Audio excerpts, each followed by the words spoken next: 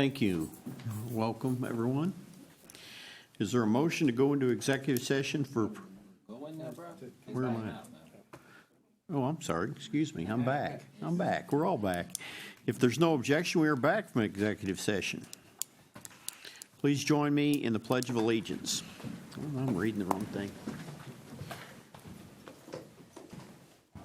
Pledge allegiance to the flag of the United States of America and to the republic for which it stands, one nation, under God, indivisible, with liberty and justice for all.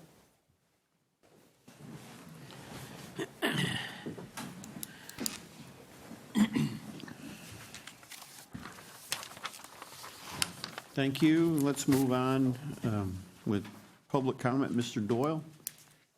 Thank you, Mr. Chair. We have 2 public speakers today. How much time can we allot, Mr. Chair? I'm good with 4 minutes. Our first speaker is Narayan Sengupta, who will discuss student protests from yesterday.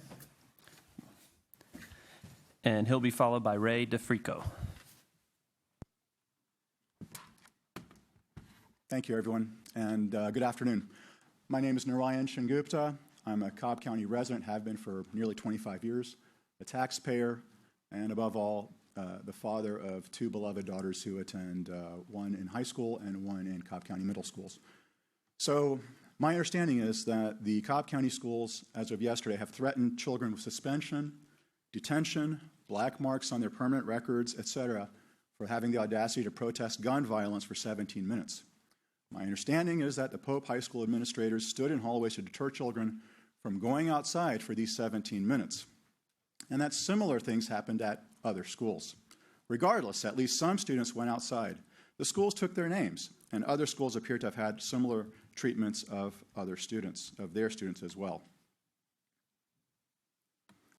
So someone told me that kids are too young to do these kinds of events, but certainly we have inconsistencies about when children can get married, own guns, have babies, drive, join the Army, serve in our other military services, and so on, and vote. So I agree that I don't want our children simply walking out in the middle of the day, but let's face it, they do exit the school, go in and out of schools frequently, for instance, when they arrive at school, when they leave school, for PE, for extracurriculars, for doing after-school activities, etc. They are often going in and out of the school and probably somewhat unsupervised in those cases. Whatever mechanism the schools use to trust the kids in those instances, they could have used for such a protest. Another alternative would have been simply to have allowed the children to convene in the school gyms for 17 minutes. As of last night, the school board has yet to post anything on the website to assure parents and the children that our concerns of security are being heard. And this would be the fault of people like me who have been complacent on the subject. From my perspective, it seems rather heartless that we teach the children about the Boston Tea Party, Thoreau, MLK, etc., and standing in the way of these children was contradictory to what we want them to learn.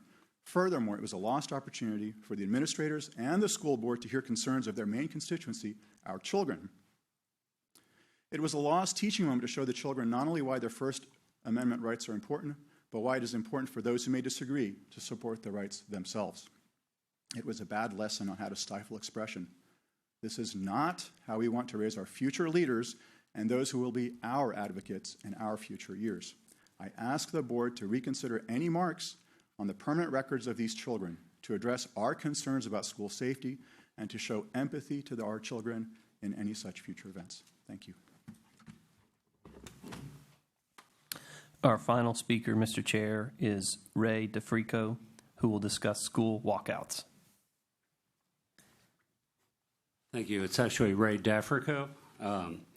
I am a Cobb County resident. My daughter was a former student at Lassiter High School. I'm echoing the concerns of the first speaker. I think it's appalling and shocking that these students were not allowed to express free speech. They did this around the country. Their fellow students were shot. We need to stand up to the NRA. This is 2018. I cannot believe that you would treat the students this way and threaten them.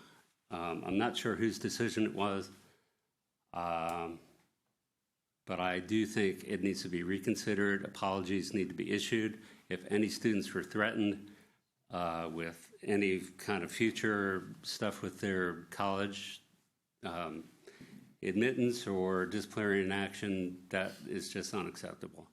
And I think everyone here should realize that. This is a very important subject, and it's happening around the country. And there were walkouts everywhere, and it's shameful that Cobb County would be one of the few places that would not let these children speak for 17 minutes for their fallen other students. So thank you very much. Thank you, speakers. Next, we'll have the approval of the minutes from the February 15th board meeting. If there are no objections to approval, they are approved. No objections.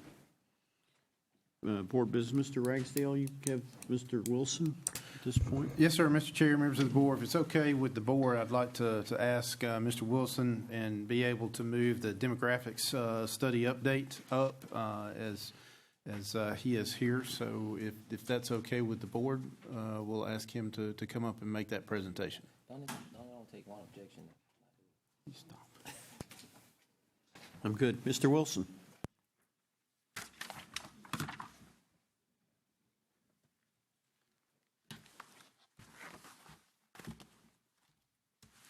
Mr. Chairman, fellow board members, Mr. Superintendent, as always, it is my pleasure to be with you today. And I have information to share that I believe is good news because Cobb County is a popular place. People like to bring their kids to this county to go to school. So I'd like to share that information as well as the rest of the demographic report. If it pleases the board, I'll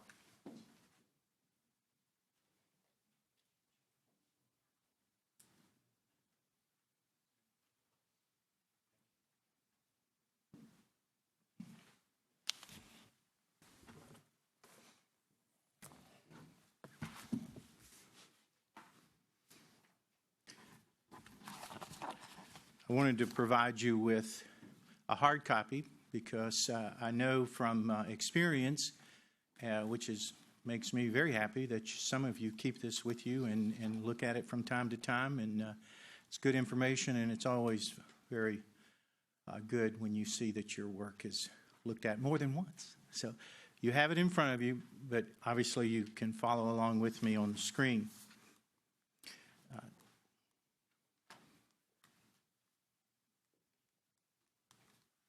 I'm not sure I know what I'm doing. The first slide, which is important, and we all know this, but the reason it's on there is just to remind everyone that we're the second largest school district in the state. We're a very large school district. So when you look at demographics, you're looking at a lot of students, a lot of things that go into why people live here and where they want to live. And so we're a very large school district, and we do very well with that. The next slide shows the information that we try to find in order to make good decisions. This is the multiple sources of data that we go to try to help us, because you just can't go to 2 or 3 places and really find where people are going to move to and where people live. So we use the ARC a great deal. Obviously, we are GIS trained. We use county government to get building permits, and they're very good and work with us very cooperatively and give us every single building permit that goes on during the calendar year. And we keep those and analyze those, so we always like to congratulate county government for being a good partner. We go to several other locations that might surprise you a little bit, but the Governor's Office of Planning and Budget does a forecast to all the way to 2050. The ARC does a forecast to 2040. Both of them show that we are going to grow in our future, and that's all good news too. And obviously the U.S. Census Bureau. The next slide may be a little difficult to follow, but you as board members have seen this before, and you will comprehend it very easily. If you stay with me and start on the left-hand side, the blue bars are actuals. And this would be what we saw back 4 years ago when I did this the first time. Those are actual counts of live births for the county for that particular school year. All right, then go with me to the right. The red is what was projected when we first showed you this in 2015. So we projected out, and then what I've done here is I have updated it every year. So you'll see the first red bar, we projected 9,200 live births for that particular year, and we missed it by 22. So we were right on it. We were pretty close. Didn't do quite as well the next year and the next year, and then this past year we missed it by less than 20. But we keep track of that because it becomes important. And let me tell you why it's important and why I have circled 3 years and I probably should have circled 4. Those relate to the economic turndown years of 09, 010, 11, and 12. Okay? Those are years where family planning became more important because the economy was more difficult. So you saw fewer births in families. People were very careful with everything that they were doing during those years, and you see this. You would see this in almost any county across the United States. So this is very important, and I will show you why on the next slide. That circle from the slide previous to this one relates to the slide that's currently there. That circle shows something very important. Every year, so what I did is I compared 2012-2013 school year to 2017-18 school year using the October FTE count.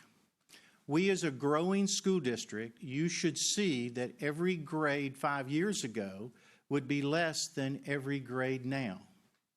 And that's true to the case except for kindergarten, first and second grade. So you actually have more students in 2012-13 school year entering kindergarten than you did this year. Okay, that creates a concern because that bubble could potentially follow us all the way through. Now, with building permits and growth and the popularity of the school district, I actually think that that's going to change. And I've got a slide that will show that in just a few minutes. But it's real important to note that those economic turndown years has an indication now of kids in kindergarten, first, second grade. This is very rare to see in a school district like this one, except, of course, we dealt with those economic turndown years. So that's important to note because we could follow that through for a few more years and see a difference in population than I think long-term we're going to see.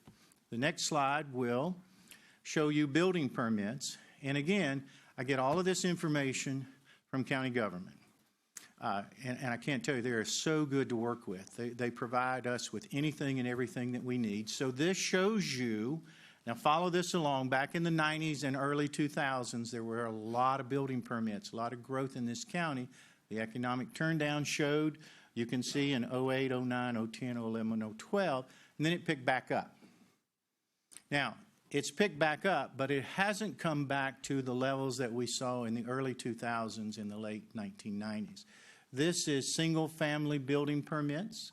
The next slide is multifamily building permits, and you see we had a real spike in that last year. A lot of that was building, as we stated, around the ballpark and around Kennesaw State.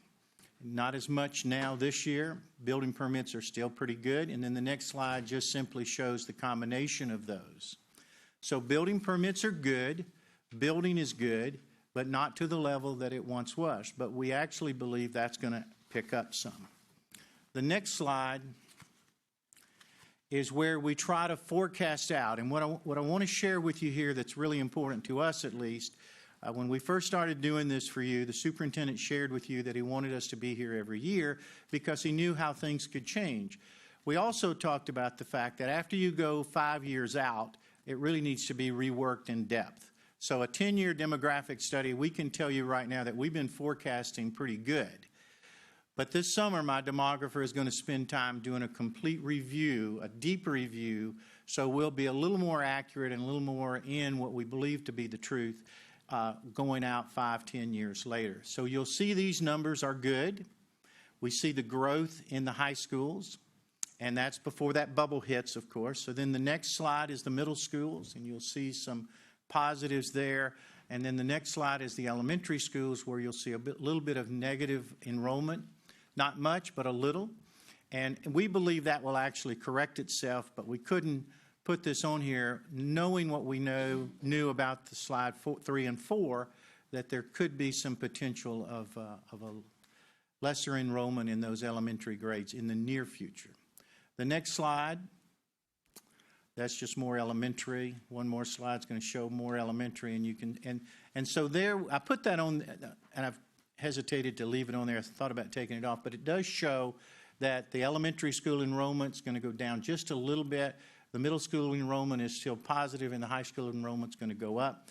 And we believe that to be true, but we want to take a real good look, and we're going to go do a deep analysis after the 4th year, going into the 5th year, which any good demographer would do. And Dr. Salmon is planning on doing that and making it one of his summer projects, so we can look at this a little more than just looking at live births and a few of those things. And the next slide, and so the next 2 or 3 slides are real important, because you as a school district provide opportunities for children more than just in your attendance zone. So this is an attendance zone of one of your schools, the yellow part, and the black dots show the students. Okay, now I didn't use the whole county because I don't think we'd be able to see it, but you can see just around this attendance zone the other attendance zones, and you have children that go to that school that are outside of that attendance zone. Now, there's reasons for that. You participate very strongly, by the way, in school choice. Obviously, the law allows teachers to bring their children to the schools with them or the locations, and there are other factors because you have so many other opportunities for children. So it's very good you're way away from the old days and now into trying to make sure children have opportunities for education regardless. So House Bill 251, you're a strong participant of this. I share this for that to compliment you, but I also share this to say when you're doing a 10-year demographic study and you have this, it becomes more difficult. So we have to look at that and analyze that very carefully. As we're proud of this, it makes it a little more difficult for us, so we work just a little bit harder to try to be more correct in our numbers. And the next slide talks a little bit about that same thing. It was a couple of years ago that I used some of this terminology of abilities to consider, livable communities throughout Cobb, and factors to consider.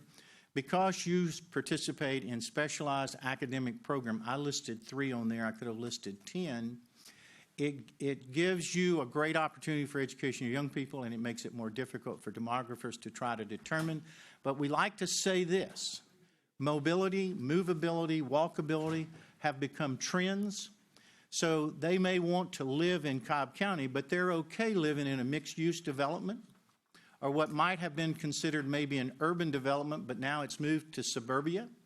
And so those are some of the trends that we're seeing, and we see that as very positive, especially the walkability.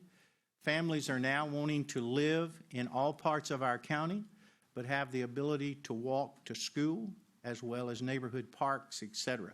We have to factor this classroom utilization concept in order to project out. In the last slide, the last 2 slides, I use the Atlanta Regional Commission a lot, and so their forecast for 2040, and this is why I'm pretty positive about this, their forecast for 2040 shows, and you can see, so they compared, these are their numbers, they compared 2015 to their projection of 2040. So you'll see they're expecting us to grow over 150,000 people in those years. With that's going to come a lot of school-age children because of the quality of our schools as they are today. And then on the bottom part of this slide, you will see, and this is an important slide too, and I took it right off of the ARC, so their colors are just not quite as good as they should be. And I didn't choose to change those. But the important thing in looking at this, if you're going to look at growth for schools, is to see if young people are coming. So you'll see on the 2015 side, the generation AA, 0 to 24, there's 24%, and it's almost 29% projected in 2040. And then the generation Z, you'll see that they're at 22% in 2015 and 23+% in 2040. So you will see that it's going to grow. Young people are going to be a part of our communities, and they're going to come to school here. So we're using this slide as well as some other data that we've been able to accumulate, not to overly worry ourselves about that slide I showed you in slide 3 or slide 4, because we see that the growth is going to be here because Cobb is strong, and we know that. And then the last slide, I simply give you a quick executive summary and simply tell you that the declining live births did result in that bubble. It will affect enrollment in the early grades, and we're going to monitor that closely through the years. The 5-year projections are strong, and we need to take a stronger look in the 24-25 range and project even further out because we do anticipate strong growth. The school district having the SPLOS 5 pass, with everyone's agreement to what the recommendations were for that, we're going to account for the growth in our district by the building program that exists in SPLOS 4 as well as SPLOS 5. We have continued to look at demographic projections. There's always unforeseen things that might happen, so that's why the superintendent likes for us to do this each and every year so we can stay up on this. The economic recovery continues to be very positive. We notice the development of senior adult living is all over our county. The more we look into that, one of the things that we like about that, it is someone that is grayed a little bit and doesn't want to mow their grass anymore, so they just move to a 55 and older and let somebody else mow it, but they stayed here in Cobb County. And then someone with families and young children to go to our schools moved into their house. So we're hoping that that's the complete case, but as we looked into it, we found that to be very strong. And growing is occurring throughout our county.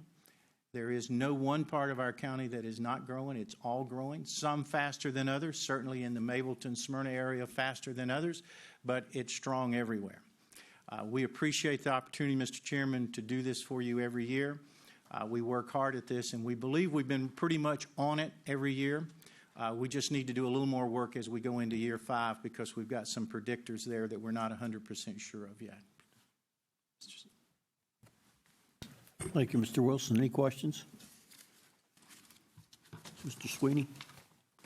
Thank you, Mr. Wilson. It's a great presentation. One of the things I'm hearing from you is that there is no forecasted population decline. And the county has consistently grown. I grew up in the San Francisco Bay Area, in the San Jose area, and when my family moved there, there was a little over 100,000 people that lived in my community. Today, that population is well over 1 million, and that's in San Jose, California. Interestingly, and I've kind of matched up the growth of this county relative to the growth that I witnessed there, and it's really, really similar. What I also saw there was the district closing schools as the demographic makeup of the community changed.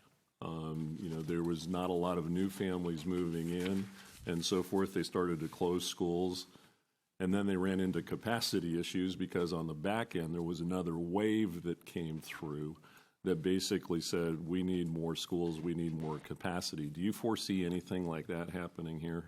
I absolutely do. Yeah. I think that's exactly what's going to happen, and there's good reasons for that. And I'm trying to compliment you, but I do it for a reason. Cobb County schools have always been good, and they're still very, very strong. People will move and look for what they're looking for, whether it is a mixed use, an apartment or a house or whatever it may be, but they're looking for good schools. And because of that, you'll see certain districts throughout the state that will stay strong. Plus, I really depend on the ARC, and the ARC is hired by the state to do those projections, and they're telling us very strongly that we're going to grow 150,000 plus residents in the next X number of years. With that will come children. Yeah, and another thing too, I know that a community improvement district, particularly in the South Cobb area, is really embarking on some growth strategies in there that in all likelihood is going to drive additional housing development, probably initially multifamily development in that area. Would you agree to that as well? Absolutely. Okay. The other side of it is that if you look at around national periodicals, Forbes magazine, is ranked Atlanta as one of the 9th best as far as the business climate is concerned. other periodicals recognize the Atlanta metro areas and Georgia per se as one of the top states within which to do business, which is going to continue driving people here. So that while we might see a lull today at like the K through maybe the K through 2 level range, I support what you've described. I think that we're going to see some backfill in that simply because of people moving into the community. The thing is that there's very, very little available land within Cobb County. And what we're seeing, and for example, this is a great magazine here. It talks about Atlanta neighborhoods, and it highlights, one of the neighborhoods nearby where I live, and it's Princeton Lakes. And specifically, it talks about walkability. You're going to find a lot of change as far as the design of neighborhoods. You're going to find more pocketed development for people to be able to walk to and from their properties. You're seeing that happen not just within Cobb County, but you're starting to see it elsewhere within the entire metro area. The Beltline project is an excellent example of something like that, too. I appreciate the information that you share, and I concur with many of your findings. Thank you. Thank you. Thank you. Mr. Scammahorn? Thank you, Mr. Chair. And Mr. Wilson, very good presentation. Thank you. Wanted to get your thoughts, though, on our significant decline in building permits in the last several years. But one of the things that, how do you take into account, and maybe your demographer might do it this summer, but in years past, you could have 5% down and buy a piece of land and or a house. But because of the Dodd-Frank, banking change, the banking crisis, you almost need 80% down now. Okay, I exaggerate a little bit, but it's very difficult now, particularly if somebody has a blemish on their credit rating. Do you see that as a factor? I do. I think that's a very good point. And looking at, and it doesn't have to be pulled up, you've got it in your notebook, but the data sources that I go to, one of them is the state financial accountability person for us. And he will tell you very quickly that getting a loan is more difficult today than it was back in 2005 or 2003 or 1998. So the banks are a little more cautious in what they do. We look at that very carefully. And I won't go back into what I said in 2015 because we really talked about that dilemma. It has corrected itself, not to the level that it was back in 1998, 2003, where you could walk into the bank and get a loan. You do have to have a job, and you do have to have a few things. I say that as an example because in one of those years, my son walked in and got a loan in about an hour, and I said, there's no way you could do that. So I went back with him, and sure enough, he walked, he chewed gum, he had a job, and he got a loan. And they just don't do that quite as easy today. But it is correcting itself, and we watch that very carefully. The point is very good because we do watch that, and that's why you see the building permits maybe not as high today as they were 10, 15 years ago. It's just a little slower, a little more cautious, but positive. Mr. Sweeney indicated this, land is getting a little more precious. We're not decreasing in our size of our county physically, but the land's becoming more expensive, which makes it a little more hard to attain for some. But one of the things that I've noticed, and I've been following the zoning things moderate to close, and as a matter of fact, a lot of citizens are, because that the county commissioners that are up for re-election, I think they have drawn at least 1 to 4 opponents based on their decisions they've made in the last few years. But it's not to be critical of them. They have a tough job. However, what do you see as far as the trend? Because I've seen out in West Cobb where they'll take 2 tracts of land that had 2 houses on it for 5 acres each, combine those together for 10 acres, and then put townhomes on them or very small homes on them. Is that significant enough to be concerned? It's significant enough to know that that's happening, yes. And that's why I put on there movability, walkability, mobility, because that's part of that families do want to live in West Cobb, people want to live in East Cobb, South Cobb, North Cobb, and maybe they can't afford that subdivision house, but you're going to see more of this multi-use, where you may see apartments, condominiums, and homes all in the same complex to be able to get more per acre, because Cobb County is a very popular place to be. And so you look at all of those slides, and so that's the reason I had to be very careful, because the one slide shows, look, it's very clear we're going to have a downturn in population. Then if you dig a little deeper, you're going to see that I don't think that's going to last very long. It's going to go the other way. And I really depend on all of these data sources and have friends at all of those places where I can pick up the phone and call them to get more information. The ARC is typically pretty good at their 20-county area in metro Atlanta predicting this. And they're showing us, yes, we're close to being built out in some ways, but they're showing the growth still there and very strong. 150,000 plus. I'm not trying to be exact to those numbers, but that's what it was. So we think it's very healthy. We have to stay on it. Superintendent has directed us to do that, and we do it every year. We're at the 5th year, so Steve, Dr. Salmon is going to do a real deep search on this to get a little more information. Just a couple more questions. One is, let me pay you a compliment for the benefit of our audience, because the board's familiar with your great work, but you've been a past superintendent for a couple of counties. You do, your company now does work with several counties, and they keep you pretty busy. Having said that, with your vast experience, and let me admit this is going to be a kind of a blindsided question, but you handle it the way you want. Should Cobb County, it's been my humble opinion that no matter where you are in Cobb County, one size fits all. Should we continue that with the growth spurts here and there?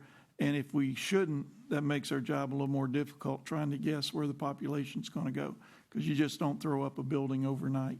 What's your reaction and opinion to that? Well, I'm not sure what you mean exactly by one size fits all, but I will tell you that, and I was complimenting you because I remember in a conversation that I was having with the superintendent several years ago where he said, you know, we're going to do better with school choice.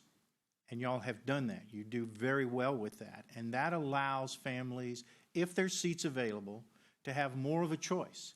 And you have STEM, and you have magnet, and you have career. You have so many different programs that you don't necessarily have to live in one location to get everything that you want. And I think that's the sign of the times today. It wasn't the sign of the times 10 years, 15, 20 years ago, but it is now. So I think you accommodate that. Because maybe I like where I live right now, and I do. I've lived in the county for 44 years. I like where I live. If I had school-age children, I might want them to go somewhere else other than my attendance zone to get a particular program that you offer, whether it's performing arts or magnet or whatever. So I think you're trying very hard to accommodate all families that way. And that's related, thank you for that. What I was looking at is like, okay, Walton High School has got around 2,800 students. North Cobb's got 3,950, or I don't know, maybe they're over 3,000 now. Other schools only have like 1,800, 2,000. So there'll be a while before they get up to 3,000, okay? But we tend to build the same size, whether it's a gymnasium or whatever. And I'm just wondering if we should be a little more particular with how much money we put in certain parts of the county, not to be biased or slight anybody, but just to be prudent with our money. Well, I think being prudent with your money is a smart thing. I certainly am not going to disagree with that. And I do think you already do some of that. There was a day when we built an elementary school at 61 instructional units, regardless of where it was. A middle school at 71 instructional units. I think I remember that correctly, regardless of where it was. And you don't do that anymore. You try to accommodate according to. Now, the gyms are pretty much the same, but you've got a concept there that's being received by the community is very positive. But I do think, and you did this kind of before me with Teasley, when you realized that Teasley was going to have more students than was designed, and you went ahead and increased the size of that scope to accommodate those students. So you can do that both ways. And that's the importance of a demographic study and being able to go out 10 years. It becomes a little more difficult when you have all of these particular programs that you have, so it's not an attendance zone that's capped and this is where you go. But well, we're up to that challenge, and yes, you're absolutely correct. Thank you, sir. Thank Thanks you. again for a great Yeah. presentation. Thank you. Mr. Banks? Thank you, Mr. Chairman. Thank you, Mr. Wilson. Very good report, a lot of meat there, a lot to digest. But I do have a few questions concerning the demographic numbers by individual schools. Going back in memory a little bit, back when we did the first demographic study, we did it by year. So we had a bar graph and the numbers of students in each school at that time. So we could see what the curve looked like. And my analysis, when I did it, I went and looked to see, okay, what years, based on that demographics, was that school going to peak out? And we're in that period now where we've been in it for about 2 years now, and we've got about 2 more years where most of the schools will have peaked out. But that's not every school. My question is, has your planning provided the needed information for this administration and board to place the correct housing improvements in SPLOST 5 based on these demographics? Yes, sir, and that's a great question because I know of districts that don't do this kind of planning and then build a school in the wrong place. And so that's why you've been insistent over the years to have this yearly update, and we plan year by year. And so that's coming this summer. We haven't done that every year, but we do that in 5-year increments. So you'll see that again as Dr. Salmon does that in the summertime. But we look very carefully because we do believe SPLOST 5 has exactly the projects where the growth is. Campbell, Pebblebrook, King Springs, those kind of places, as well as Dickerson and Dodgen and Loving Good and Hillgrove and those kind of schools where we projected the growth. Now, maybe we're not building a new school at Loving Good, but we may be trying to add on and make sure that we accommodate that growth. We look at that very carefully, so it's a great question. I will tell you that when you look at individual schools by year, you have to at some point take into account how many students may be in that school that's not necessarily in that attendance area. So we can do all that building permit analysis and all of that, and it'll tell us exactly what we want to know, but it won't tell us that there's another 100 kids that go there because of a specialized program. So you have to be very careful at looking at a 10-year, year by year, because it won't be correct throughout. Okay. But great question, and thank you so much. All right. The second question is, you mentioned bubble, and we're in a bubble right now. My question is the bubble in enrollment that you gave us at the beginning of this presentation. Yes, sir. Do you expect growth in students coming into in future years after the bubble? Do you see, and I'll go back to this ARC study, but Right. go ahead and I'll let you answer that question. Well, you almost answered it yourself there. So yes, I do. I think it's a great question. If you look at the slide that you're talking about, it would concern everyone because we're seeing that bubble, and we know that bubble is most likely going to follow us far beyond kindergarten on through middle school and high school. So then you take a look at the ARC information, and you see very positive, strong growth in that. Then you also see the type of neighborhoods that Mr. Sweeney was talking about, and you see a very positive, strong growth. We believe it's going to correct itself. We believe that bubble is going to still be there for a while. We honestly believe that that bubble will change as it goes through, that it'll flip itself the way it should be. So it is a good question, and that's why we depend on all of our data sources to not just, because we could throw that slide you were talking about up there and just leave it at that and we'd all be concerned. But there's more to that. Yes, sir. I have the ARC study that you were mentioning earlier on this Atlanta Regional Commission from 2015 to 2040, which is a 25-year period. Yes.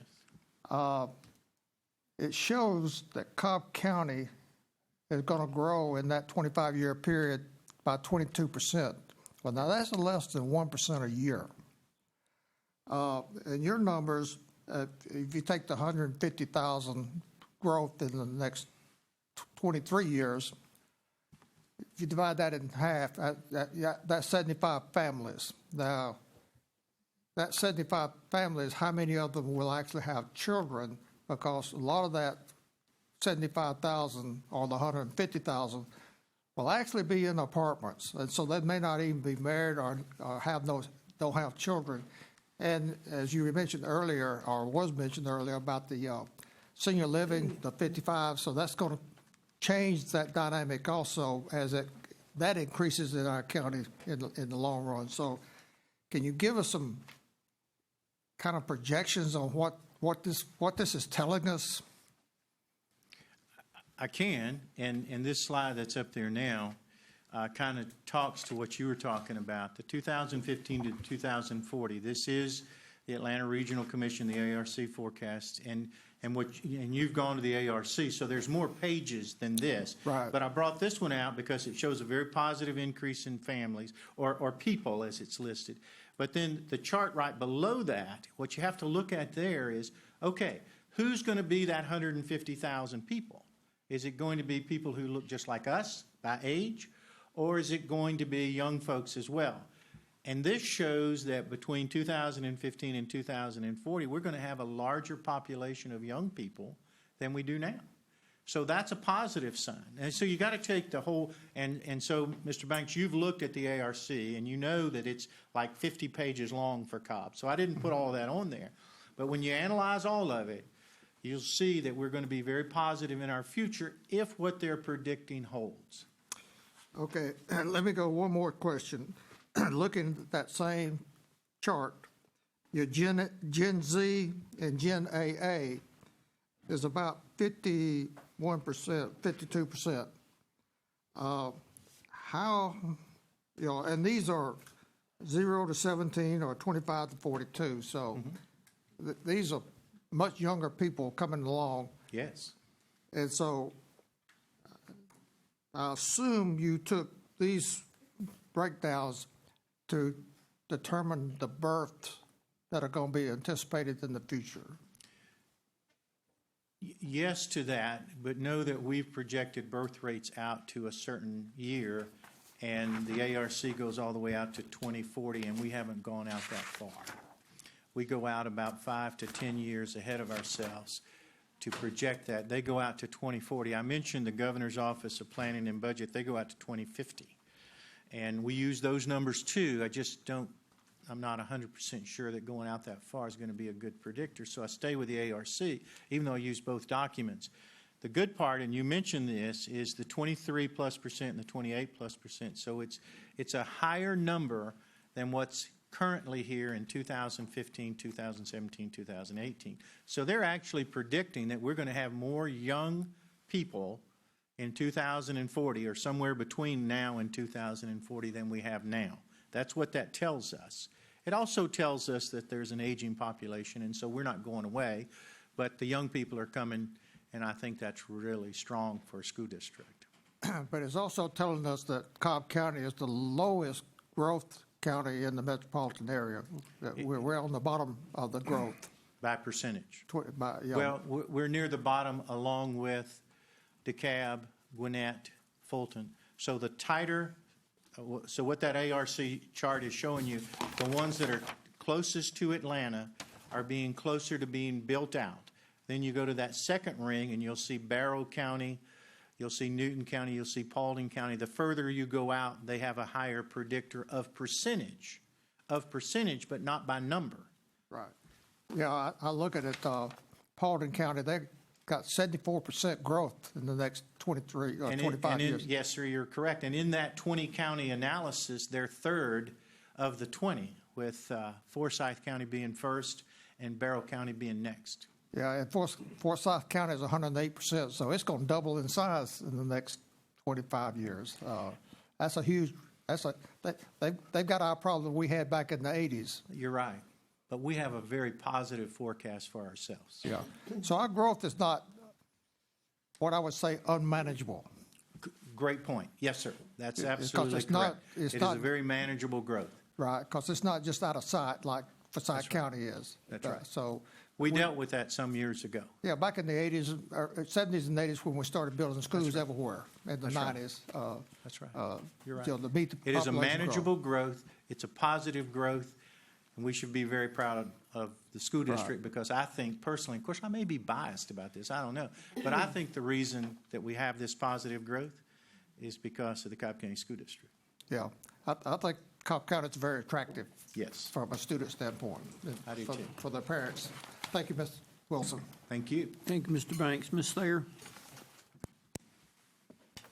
Thank you. Thanks, Mr. Wilson. This information is always so valuable to us, but the main thing is dealing with SPLOST. And what I glean from this and the essence of it is that our decisions for SPLOST were right on target. We have nailed it for where our future construction is where we're going to need it to house growth for our students. And so Yes. those projects are exactly on target. Yes, ma'am. Correct? Yes, ma'am. Thank you for Perfect. saying that. Yes, Thank you so much. Thank you, Ms. Thayer. Mr. Sweeney? Thank you. Actually, just a quick adjunct to what Ms. Thayer addressed. I don't think we need to forget that the superintendent identified more than $2 billion in needs across the school district, and that despite SPLOST, I mean, we're still behind the curve as far as what we need to do as far as addressing capital improvements within the county. correct. And probably always will be. And it's a precious penny. It's a precious penny. Yeah. We have a lot of schools.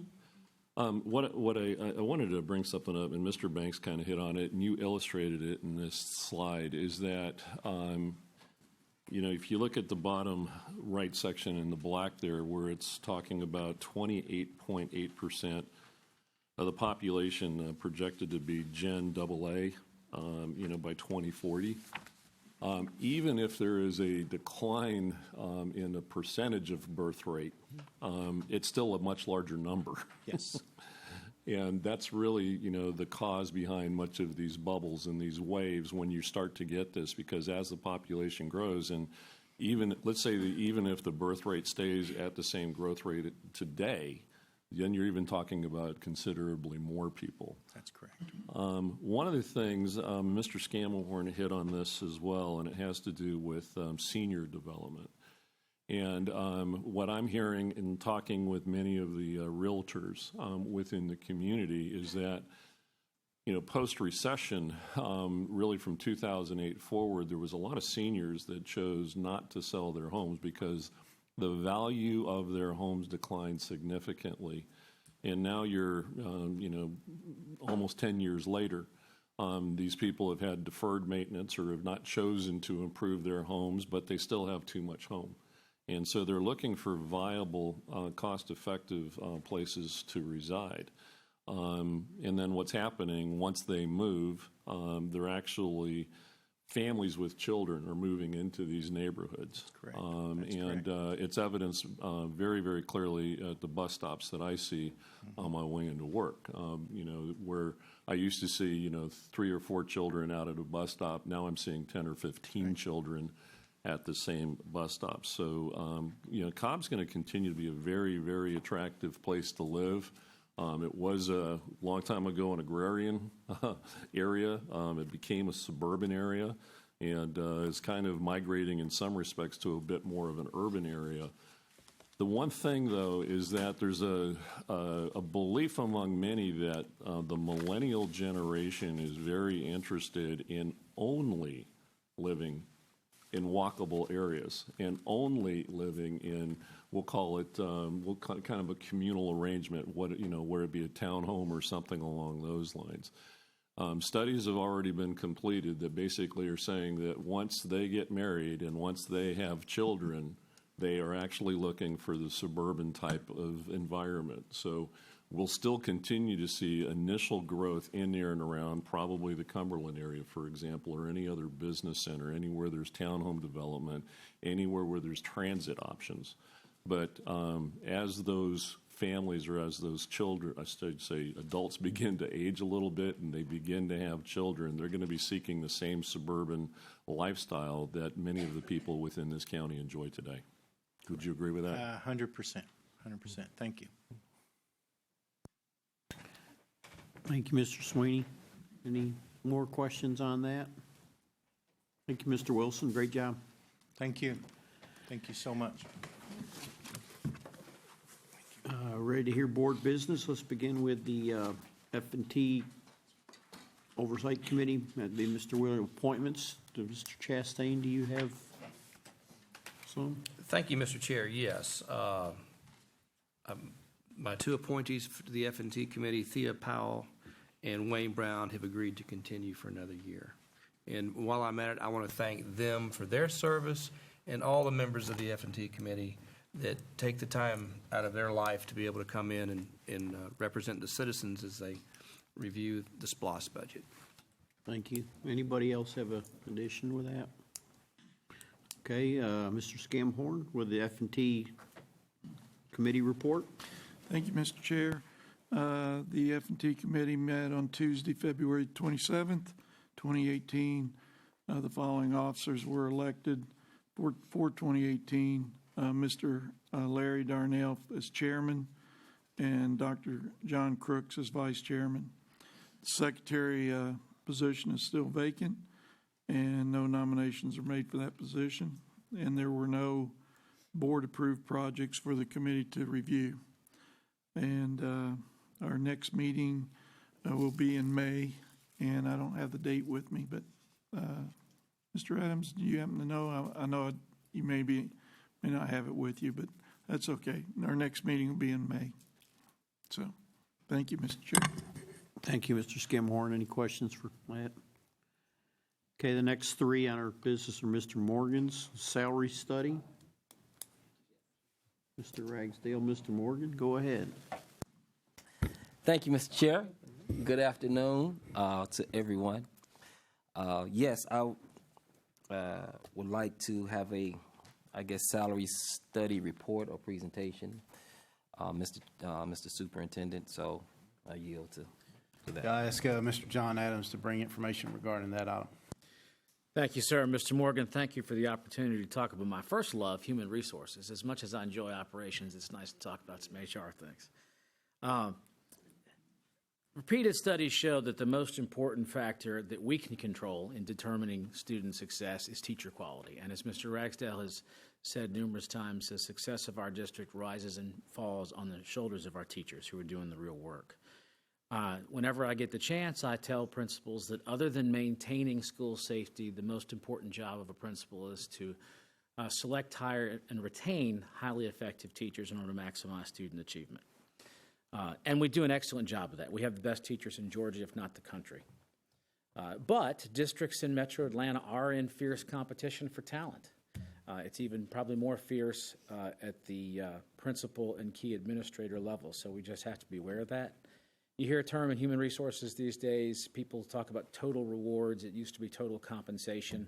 And that's generally the idea that it's not just pay, that it's salary and pay, benefits, and other intangibles. We do a great job in Cobb with the intangible piece. That's things like employee morale, how we treat our teachers on snow days. I hear a lot of praise from teachers about how we've handled that. The whole idea of one team, one goal, student success, that we're in this together. We get resonates quite a bit. That's hard to quantify, but obviously having a positive effect on our retention. And then we've recently done some innovative things with length of contracts. So we do a great job there. What's a little problematic in education is that benefits are pretty much the same. Health insurance is literally the same wherever you go. The retirement is the same, and as Mr. Ragsdale has said, the great TRS retirement system is one of the key features that enable us to recruit people into education instead of going to the private sector. So that's a positive, but it's the same. Health insurance is the same, and although local benefits differ from district to district, and in Cobb we offer much cheaper local benefits because of our size, people don't walk up to us at recruiting booths and say, how much is your dental insurance? But we do save them a lot of money. I engaged in an exercise every year where I compare that to a neighboring district, and we're about half the price of even a medium-sized district for those local benefits. But salary is important, and that is an important factor.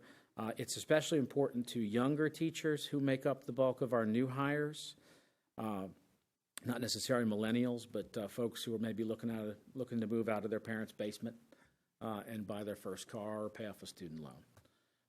You really have three approaches to compensation in school districts. You can lead the market, you can match the market, or you can lag the market.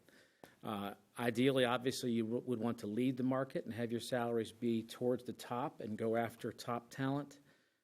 You can match the market and try to keep pace and stay in the middle and get good talent. And then the least preferable option is to lag and be at the bottom, especially in certain key areas, and no one wants to do that, although we all grapple, of course, with financial realities. The good news in Cobb is that we're doing an excellent job of remaining competitive, especially in a couple of key indicators that you'll hear me talk about. We are especially competitive still at the key mid-career levels. I like to look at 4 levels on teacher pay. I look at early career baby teachers, really baby teachers, new teachers, 0 years of experience with a bachelor's degree. I like to look at kind of the early to mid-career master's degree, step 10, specialist degree, step 20, that late to mid-career, and then I like to look at the top end, doctorate, 30 years. We are still very competitive at that first early mid-career, the master's step 10. We still rank 3rd out of 12 districts. I looked at 12 comparative districts, what I like to call the Big Six districts in Metro Atlanta. And then I also looked at the districts either surrounding Cobb, within Cobb, or I included Forsyth as well, since we are competing. Those are really the districts with whom we are competing for talent. So for that early mid-career master's step 10, we still rank 3rd, and that's an excellent place to be. For the kind of late mid-career specialist step 20, we're still well positioned there. We rank 5th out of those 12 groups there. That's an excellent position to be. Those two are really kind of the sweet spot, if you will, where if we can either steal some folks from other districts that are good teachers in that sweet spot, or make sure to retain ours, and it's always better to retain than replace. Those are teachers who have started to really master their craft and have really hit their stride. So that's a great place to be. At the top end, although we're a little bit lagging, we're still 7th at the top end of teacher pay, which is still in the middle. And things tend to bunch up towards the middle, as you'll see. So we're still well positioned there. The good news is that teachers are not leaving Cobb in large numbers to make a little bit more money to go to a neighboring district at that point in their career. They're typically attached to Cobb, they live in Cobb or nearby, and usually are very happy with their schools. So we're not seeing an issue there. I'm a little concerned at the lower end of the spectrum, where we are now 9th. But in fairness, there is, roughly speaking, a 4-way tie for 6th place. So we're within striking distance, $200 literally, of being 6th place there. So we're still well positioned in the middle there, and we're able to articulate to new teachers that although you might make a little bit more in other districts, you're still well compensated in Cobb, and we're going to treat you better than any other district. And this is the place where you want to work. It is the best place to teach, lead, and learn, not just for pay, but for all the things put together, especially the intangibles. We've got a great board, a great superintendent, great principals, and we're going to do an excellent job of mentoring them. And a lot of them will ask, what do we do to mentor new teachers? Because they're concerned about that, and we do an excellent job, led by the principals, in doing that. When you look at administrators, the competition is pretty fierce there as well, and we are matching the competitive group there. We are, depending on which level, if you looking at principals, we're either 7th or 8th out of the 12, so we're still in the middle of the pack there with them. But we're not seeing a large number of principals who are leaving. And in the past years in Cobb, you did see some of that, but we see a lot of loyalty, and we do an excellent job also of growing our own. We're about 95% internal for principals, give or take, and also for APs. So we're seeing a lot of good retention there and loyalty there. And the intangibles, the morale, the working conditions, and just how we treat people and how we always try to put the folks in the trenches first in any decision, really helping us with retention. But that, in a nutshell, is a high-level view of where we are in terms of salary. Thank you, Mr. Adams. Any questions? Thank you, Mr. Chair. A couple things I want to ask John. First would be, as I was listening to you, a question that popped in my mind was one part of the equation in terms of human capital is who you keep. Another part of the equation is who you bring in. So the ability, like the University of Georgia football team, yeah, you might have 5-star guys, but you got to keep bringing 5-star people into your system to replenish. You said lead, match, lag. That'll be the first question. Would match be anything, would you consider match anything 1 through 6, and then 7 through 12, you're lagging? I wouldn't go quite that far for lag. I think if you're in the top 25%, so maybe 1, 2, 3 would be lead. Okay. Bottom 3, 10, 11, 12 would be lag. And then the middle of the pack, because they are so tightly clustered together. Okay. If we were $300 higher, we could be 3 places higher for that starting teacher pay. Gotcha.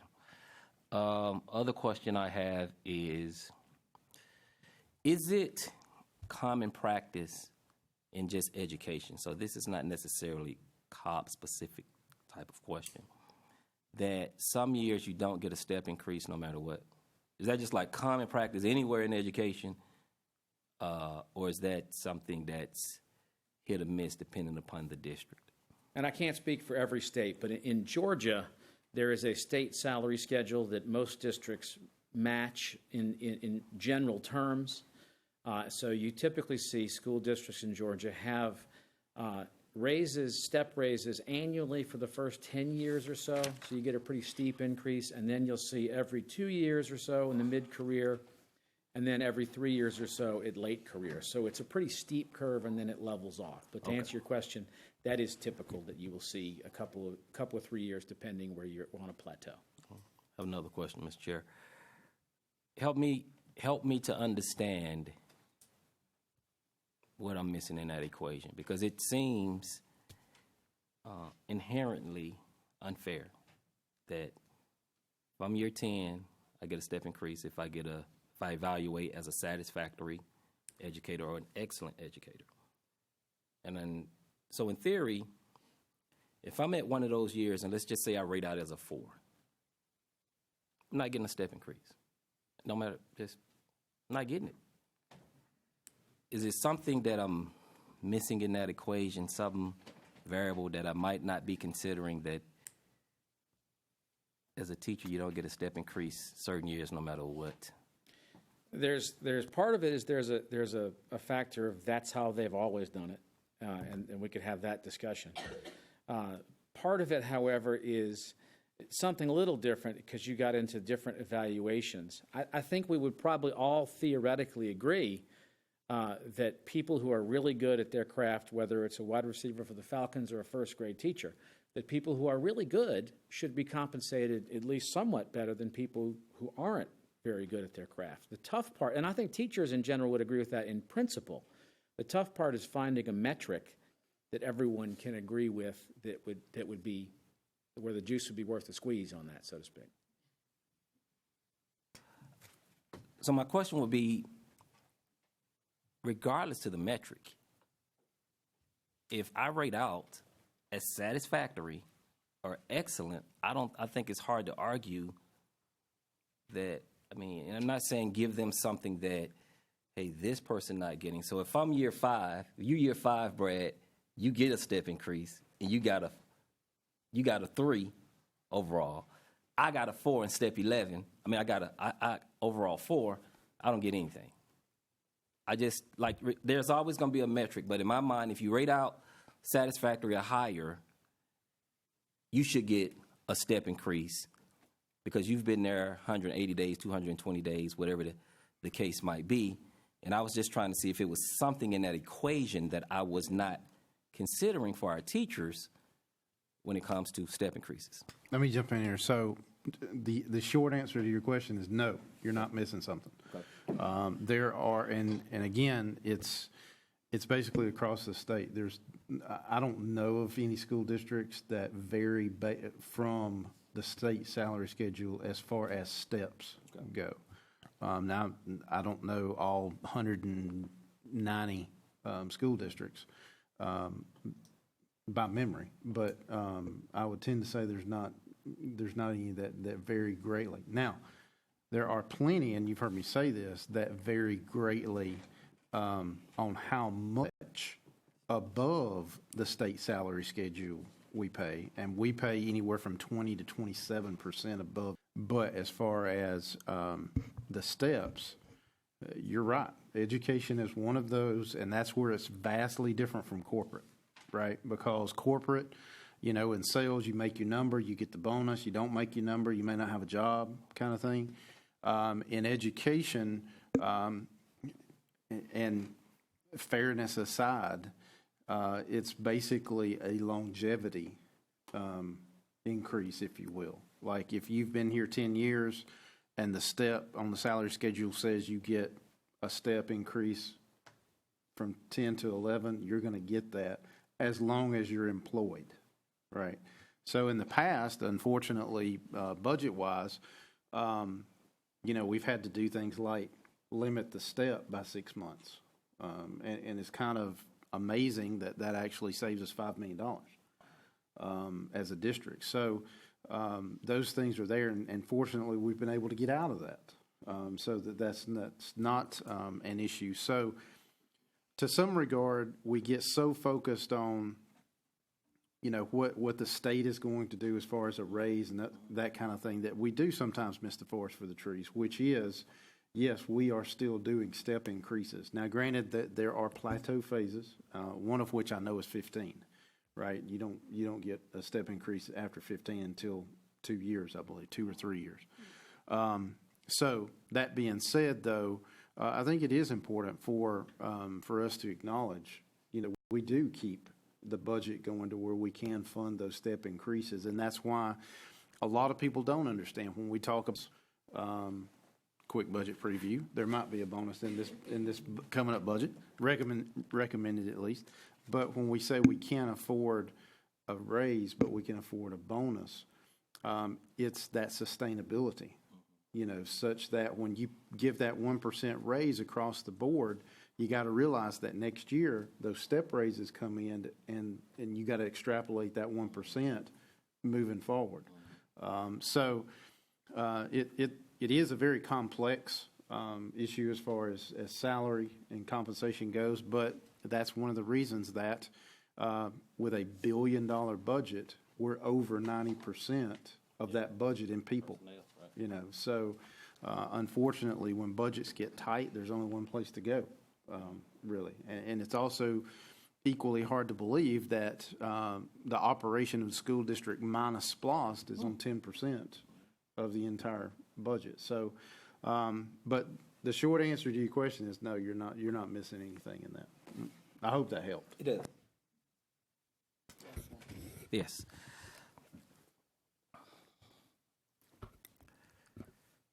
One of the things I was most proud of, Chris, you mentioned SPLOST, the last SPLOST, is that not only did it pass, but it passed in every precinct,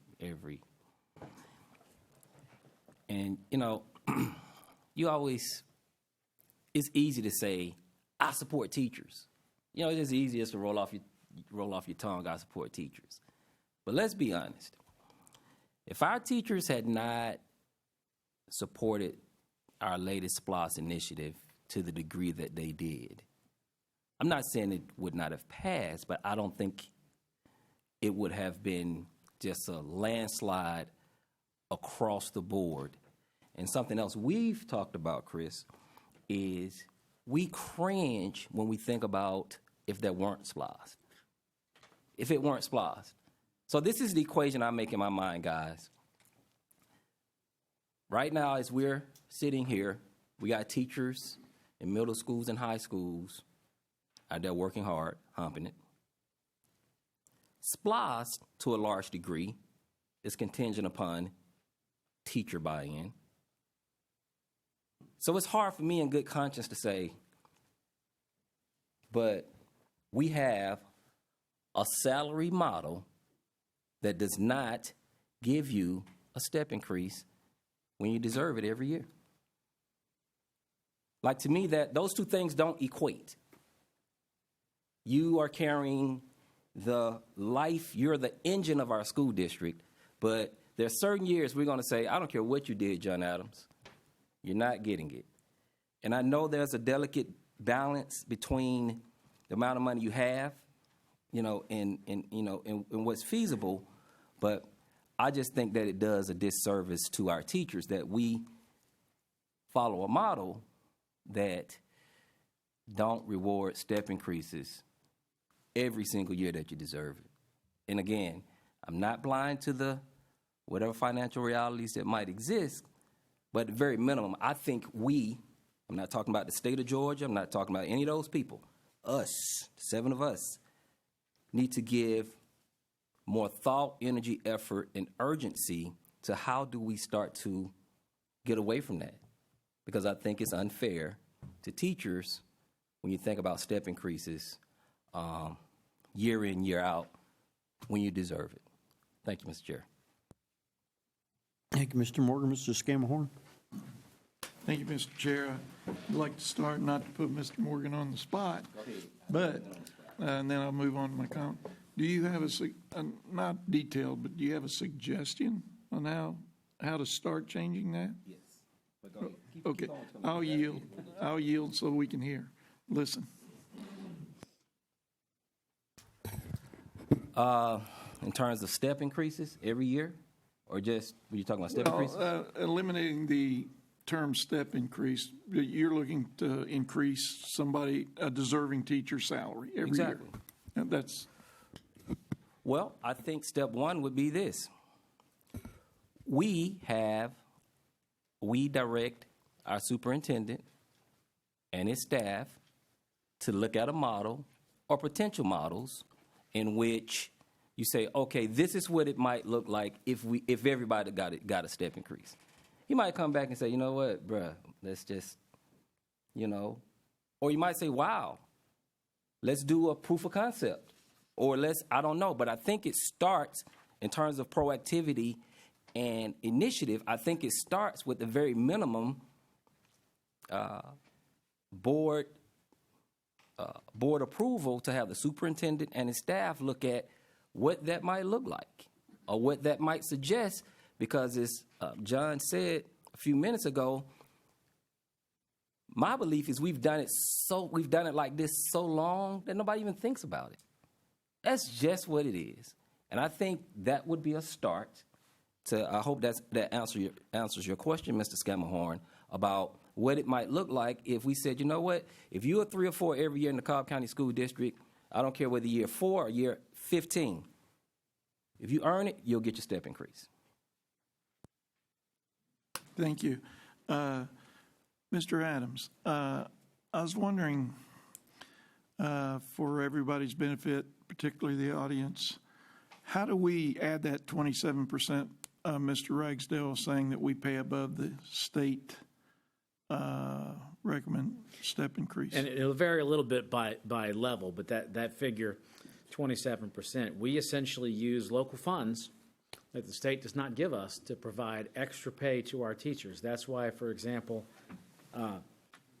my daughter's a teacher in another district, and we were discussing pay, and although she's in a good district, she makes about $7,000 less than she would in Cobb with the same degree and experience. Because our board has this commitment and has had over time this commitment that we want to do more than just the state minimum. Our starting teacher pay is $42,364. The state minimum is roughly $36,000. I can get you an exact figure, but so $34,000 actually. But we pay significantly more, but it's because it comes out of our own collective pocket, so to speak. Why do we pay over time? And I'm trying to word my question so that the House doesn't come down on me or the county. How did we get there? Why did we start that, or why do we continue doing it and other counties don't or are unable to? But they still get teachers. It's competition. We are competing, and the primary means to do it is, because the benefits are largely the same, salary and to a lesser extent intangibles. But salary is the easiest to quantify and the easiest for applicants to ask about. Districts realize that they are competing with each other. And there are some districts that will put their starting salary on literally on a big red sign at their recruiting booth. So it's competition. And it's just like any other employer. We are competing for a limited resource. And we do that sometimes pretty fiercely, but that's the primary means by which we've done it, and I think Cobb has always done it that way. We're doing some other things also. We're doing a much better job of recruiting in general. There was a time 5 years ago when Human Resources in Cobb went to about 3 places to recruit, and this year we're going to go to over 30. And we have a full-time recruiter, and we are much more aggressive and much better at doing that. So that's part of it, part of the selection process, not just the hiring. But the short answer for you is competition, and Cobb has always understood that if we want to attract top talent, we have to offer more than the state minimum. If I may, Mr. Chair, if we, without taking money away from the salaries, but we looked at changing our system where we could have more flexibility with giving out that 27%. And again, I'm using that as a nominal figure. Would we have to go to the state for approval? The state, we'd have to offer at least the minimum state salary unless we waive that completely. But other districts, there are some districts, a few, Gwinnett, for example, that have gotten waivers for that and that have essentially their own salary schedule. So we wouldn't be breaking completely new ground. The trouble, though, is this. Whenever you radically change your salary schedule, you want to leave the current people whole. You don't want anyone to be worse. Correct. So it has to be in a way we can afford, because you know Mr. Morgan and I love tired sports analogies. However we slice it up, we still have a salary cap, and that we have finite resources. So you have to leave everyone whole, and then you have to find a way to do things differently. And there have been some districts that have kind of fallen into the trap of actually having 2 concurrent salary schedules for 30 years. So it has to be very, very judiciously done and very carefully done, but it is theoretically possible. And let me just defend a little bit the intent, I think, that was behind the state salary schedule and the fact. So you have annual step raises the first 10 years or so, and then they get about every 2 years, and then about every 3 years in the last 30. So it's kind of split in those 30-year tiers. The intent of that is for people new to education to more rapidly progress up the scale so that you get better employee retention. You don't want to water down that effect, because that would probably hurt new teacher retention. Teachers that leave education typically do so in the first 10 years. So you wouldn't want to do anything, whatever you do, that's going to decrease your ability to retain those new teachers. But it is a complex and complicated endeavor that is fraught with some pitfalls. This may be more of a question for Mr. Johnson, but would that be a exercise as a nightmare to try to cut?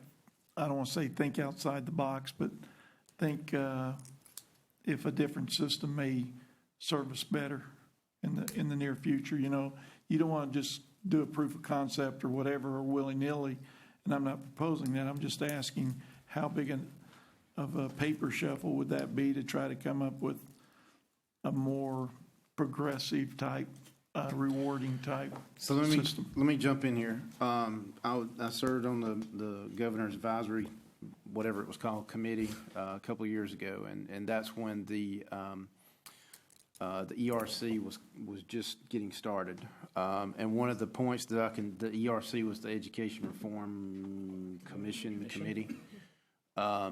And one of the points that I continually made was this, because different funding, the QBE formula was being discussed ad nauseum. So the point that I continually made is the following. Without additional funds injected into the formula, this is a moot conversation. Because again, if we're going to try to maintain everybody without taking a pay cut, without additional revenue, just speaking to your question, without additional revenue streams, we can't afford it. We can't even afford to do a 1.1% raise.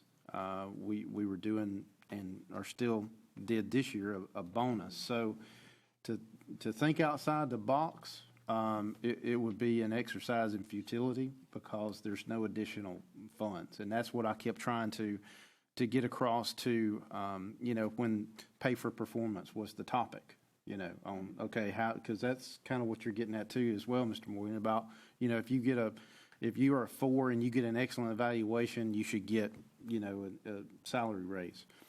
Until there is additional revenue injected into the method, then somebody's got to make less to make more situation. So if we're trying to say we want to keep everybody whole, nobody gets a pay cut, how do we pay people more? We have to find additional revenue. Unfortunately, it's just that simple. And one final comment, and you can comment on Mr. Adams if you want. But the other side of that coin is, how do you come up with an equitable system where 2 teachers that have the same job description, but one of them has other duties, and they're getting the same thing? So it comes back to what I think Mr. Adams said too, or you said, the rubric of trying to be fair with it. There I see some complexity that might be above my pay grade anyway. So anyway, thank you, Mr. Adams. Yes, and Mr. Ragsdale, thank you. Thank you, Mr. Scamhorn. Mr. Banks? Thank you, Mr. Chairman. Got about 3 questions. I think Mr. Adams can answer this. Do we track why people are leaving? I assume that the majority are retirements, but there are other factors. Do we track that over a number of years to see if there's a pattern? Yes, we do. The state has researched that, but we track it locally in Cobb also. People leave Cobb not because of pay. People leave Cobb generally for the same reasons they might leave education. They maybe find that it's a lot tougher than they thought it would be. This is a very difficult job. It's a great place to work, but even a great place like Cobb, education is tough, and teaching is difficult, and it's not for everyone. We also have high standards. We're not going to tolerate someone who is not up to the mustard, because our kids deserve better. But they leave because it's not what they thought. Sometimes they leave just because maybe a spouse gets moved. One of the strange things about education is that turnover typically goes up when the economy improves, because spouses get transferred. People maybe have other opportunities to work in different fields that pay more, because we are constantly also battling people that could go to work, particularly people with STEM skills, in the private sector and make more money. So, but we do track that. Leadership matters also. Recent study in Ed Week shows that that other than pay, that leadership was a big determinant as well. Along that same tracking issue is, do we track how many, I'll say teachers, have doctorate degrees, master's degrees, or gifted degrees, or some other degree? Do we track that, and do we track who's in the process of getting one of these levels? Because each one of them can get a salary increase when they complete. Is that correct? Yeah, so that's correct. We do track that, and we report it every year to the state for the CPI reimbursement from the state. It's a little more difficult to track who is in a program, because we don't necessarily know unless they tell us. But generally, the principal will know, correct? Usually, but sometimes you have principals that have 200 staff members, and they may not always know. So we although we try to keep tabs on that, that's much tougher to keep real good data on. Okay. One final question, and I don't know who's the appropriate one to answer this, so I'll direct it to the superintendent. we have CTLS, we have magnet programs, we have CTAE, we have STEM. These are very robust programs in Cobb County. Is that a factor in retaining and hiring teachers? So, attracting, yes. Retaining is a difficult question to answer because what I have found in my experience is that, and not in Cobb, because people generally understand how good it is in Cobb. In education, though, as a whole, retention is tough because sometimes you miss the forest for the trees. And what I mean by that is you may have it where you are so good and you've never been anywhere else that you become numb to the fact of how good it is where you are. So the grass is greener kind of analogy. And so that is very difficult. I've heard, I've heard some anecdotal stories about, employees that have left Cobb and gone somewhere else, and they say, well, when do I get my teacher laptop? Well, we don't do teacher laptop, that kind of thing. So, and that is a very difficult hurdle to overcome. And we strive literally constantly to make sure that our employees understand how good it is in Cobb, because there's no way to fix that if you find yourself in that rut of being immune to what the current environment is where you are versus what it is somewhere else. And that is a rut that you cannot get out of if you ever find yourself in it. So we strive constantly, and we're very deliberate in making sure that we do things for our employees to keep the morale up, to let them know how much they're appreciated, and identify those things because, again, you mentioned CTLS. I mentioned when we first started rolling out CTLS, we're not selling ice cream. Everybody's not going to be beating the door down to come get what we've got. But once you get it out there and everybody understands the benefit of the tool and what it brings into the classroom, and then the results, and I brag on this all the time, the results from Belmont Hills, that student that could not speak a word of English, that halfway through the kindergarten year was reading on a 1.7 grade level. Now, that kind of data right there, any teacher that doesn't get excited about that kind of data need to find them another opportunity because that's just what it's all about. So once that word spreads, then CTLS becomes Cobb's ice cream. So to answer your question, it's a very tough question to answer in retention. But what makes it easier as a positive point of retention is making sure that our teachers, when we're rolling out things like CTLS, understand the target and intent of this is to take something off their plate, to give them a tool that allows them to do their better more efficiently, which gives them more time.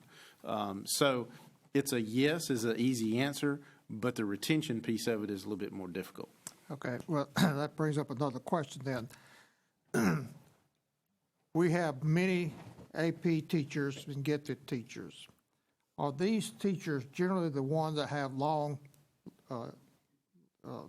tenure as far as being in the system? Are these the ones that have been there for years and years and years, and they're now teaching APs and gifted programs? Is that the kind of teachers we're having in those areas? Sometimes, but that is where normally your more experienced veteran teachers are going to magnetize to the AP classes because that experience is where that's at. Now that we're in the age of being able to bring in different types of teachers, different types of certifications, you're finding people having second careers and going into education, and we're able to, matter of fact, last year at the new teacher kickoff, I talked to a lady that was coming out of the field as a chemist. So you can imagine, having a true chemist go into a classroom and be able to bring real world experience into that classroom is just awesome. So you find a mix of that. Now, one thing that I will say is on the resource acquisition that's coming up later that we still have to get to, is that you're going to hear a lot of how AP is very predominant in Cobb County and has increased dramatically in the number of AP courses that we teach. So that's a very good point. Thank you, Mr. Superintendent. Thank you, Mr. Chairman. Thank you, Mr. Banks. Ms. Thayer, last one on this. Thank you.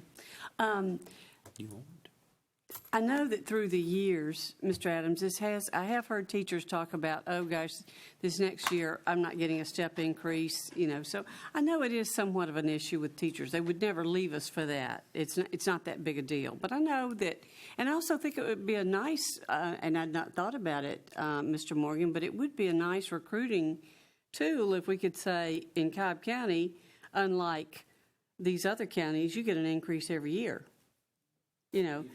That might be a good thing. But let me say, I don't think anything like this is a knee-jerk. It's not something we would come up with for this year. I think it's something that you put back with a committee of teachers you look at, and it would be something grandfathering if you did work out something like this. Possibly if teachers with 10 or fewer years have had one every year, then you might start with that group at some point and then continue it from there. And it wouldn't be for anyone else's salary schedule or something, but, there might be ways to look at this as a future possibility.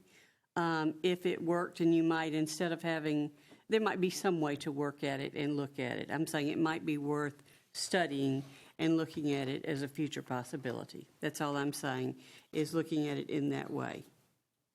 Thank you. Mr. Sweeney, last one on this. Thank you, Mr. Chair.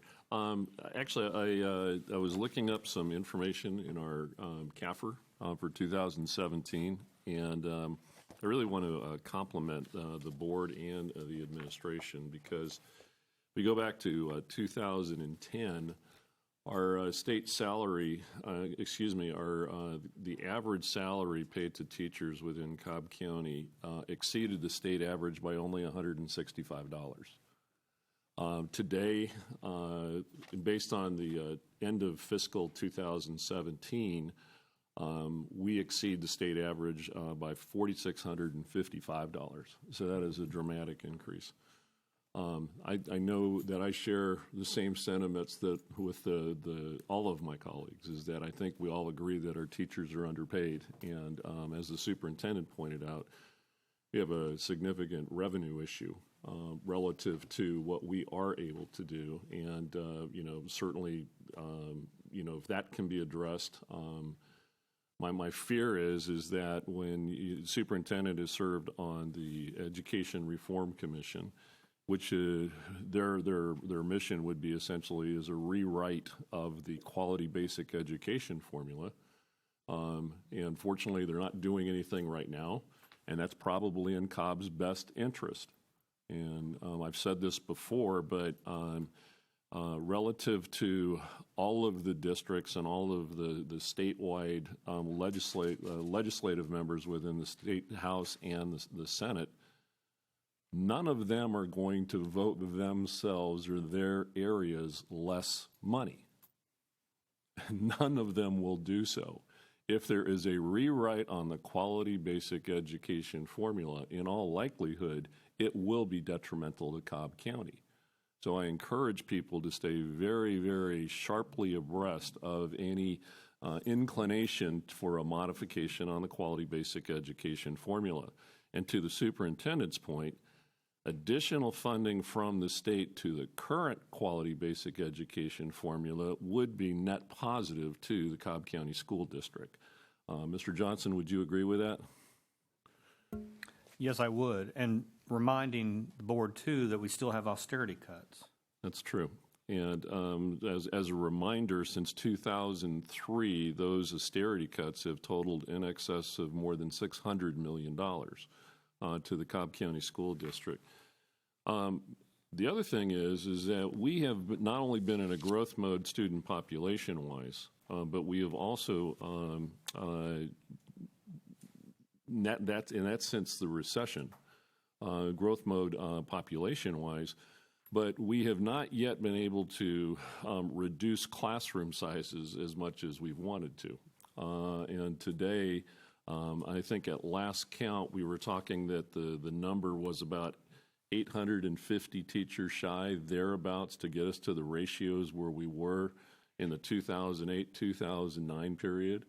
And we've heard from our chief financial officer that today the average loaded cost of a teacher, and when I say loaded cost, I'm not just talking salaries, I'm talking benefits, healthcare, teacher retirement system contributions, and everything else, is approximately $75,000 per teacher.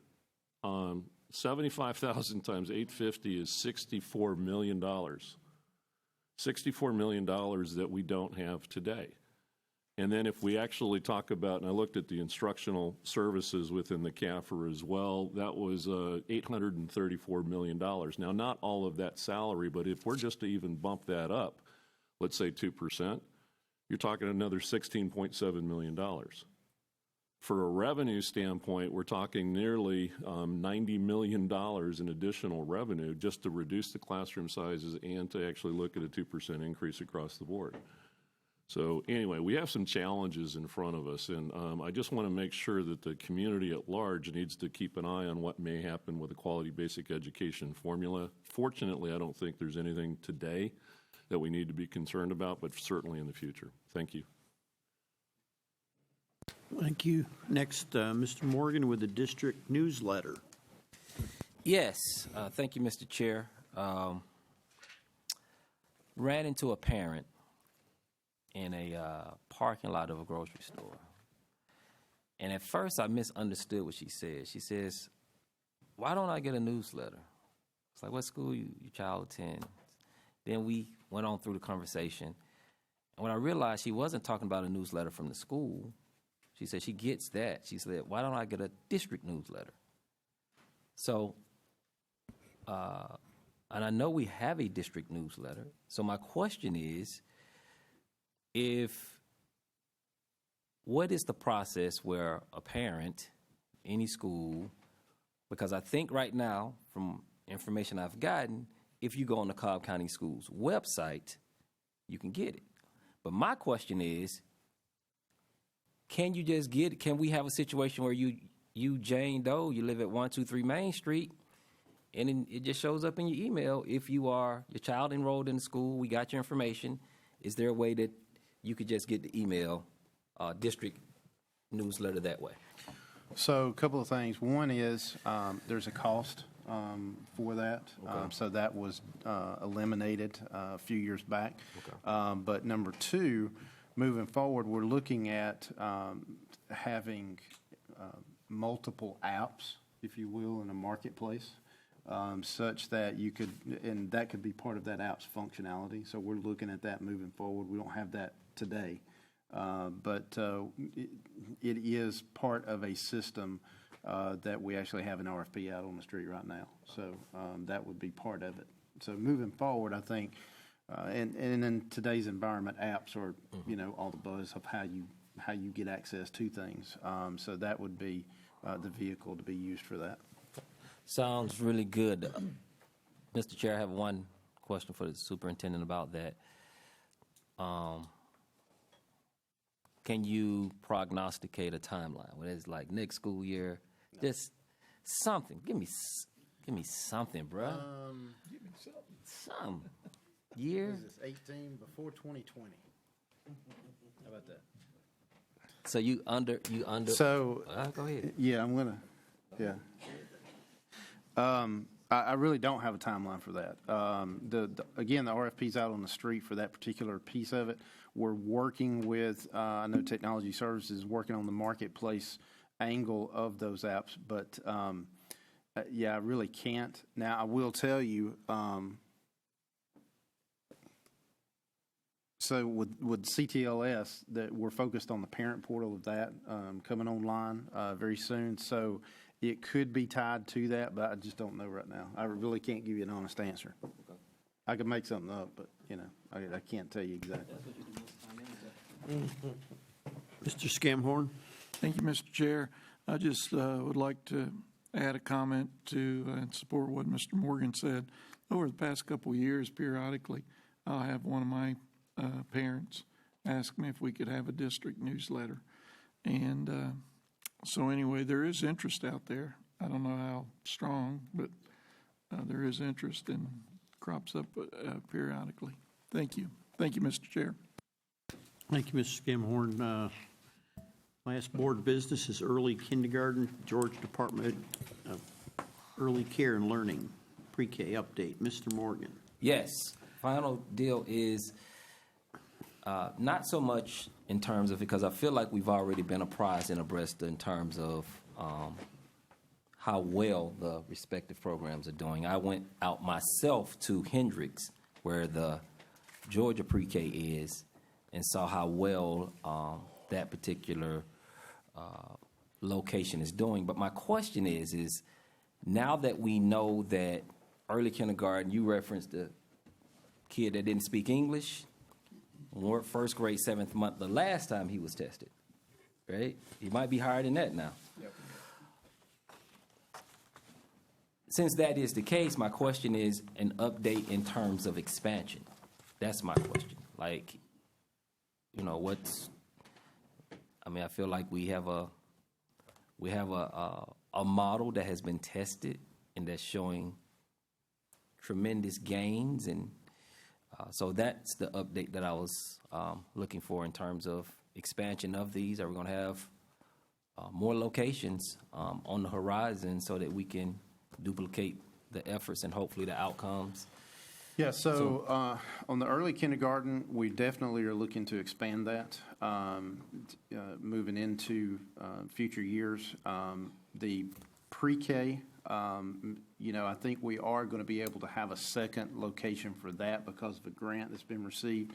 Again, though, the pre-K, we're not going to be expanding past this point because of space limitations, because you're injecting another grade level into an elementary school when you do that. The early kindergarten, though, we're able to take advantage of an empty school before school starts.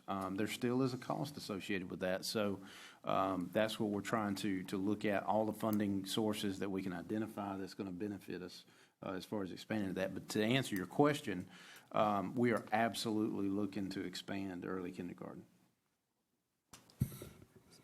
And it's my assumption that we're talking about expansion. Look at it, man.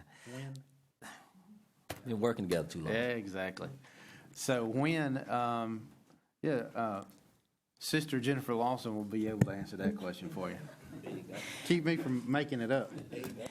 Actually, thank you for your question, Mr. Morgan, Mr. Superintendent. It'll expand this summer. We've already been working with another principal and looking at how to leverage the financial resources we have to possibly bring 2 schools into one location for the summer so that we don't have to replicate some of the personnel and can have more students in one building. And so we've got 2 principals right now who are partnering with the academic division and the leadership division.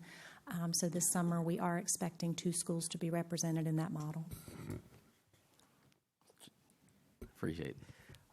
Just to make sure, talk to me like a 4th grader. Anybody remember what movie that was? Philadelphia. Anyway, so you're saying, I made Scott Sweeney laugh, bro. It's hard to do. Movie, Right. So, 2 quick questions, Ms. Lawson. First would be, you're saying, right now we have 1, so you're saying 2 more, like, so it'll be 3, or you're just saying that? The existing school and 1 more, And so 1 expanding more. it to 2 schools. To 2 schools, right. Second question is, in terms of location, is that as simple as this is the highest need, that's what we're targeting based upon data, or is it other variables that would determine where the second location might be? It's a little bit of both. What we did learn at Belmont Hills is we also have to make sure the community is primed for their students to want to be able to come. We were prepared for 2 classes full of children last year, but really we were able to encourage parents to send 1 full class. And so that's part of what goes into the consideration. And so we're looking at keeping Belmont Hills. And then we have another school that also would benefit and is on that list of needing that support and services.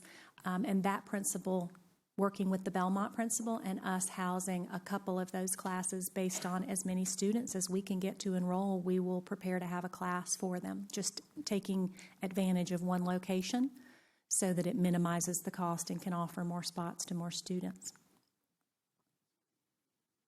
Thank you, Mr. Morgan. Thank you, Ms. Lawson. Mr. Banks, close her up. Thank you, Mr. Chairman. A couple of questions.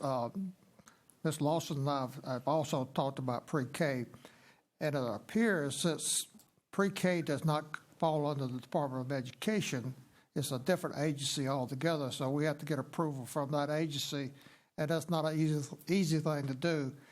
And the only way we've been able to do it so far, the way I understand it, is it's been grant money. So you don't know if you're going to get the grant money next year. You could have 2 classes this year, and next year you don't have any. Could you expand on the complications and the situations where we run into in order to do a system-wide pre-K system?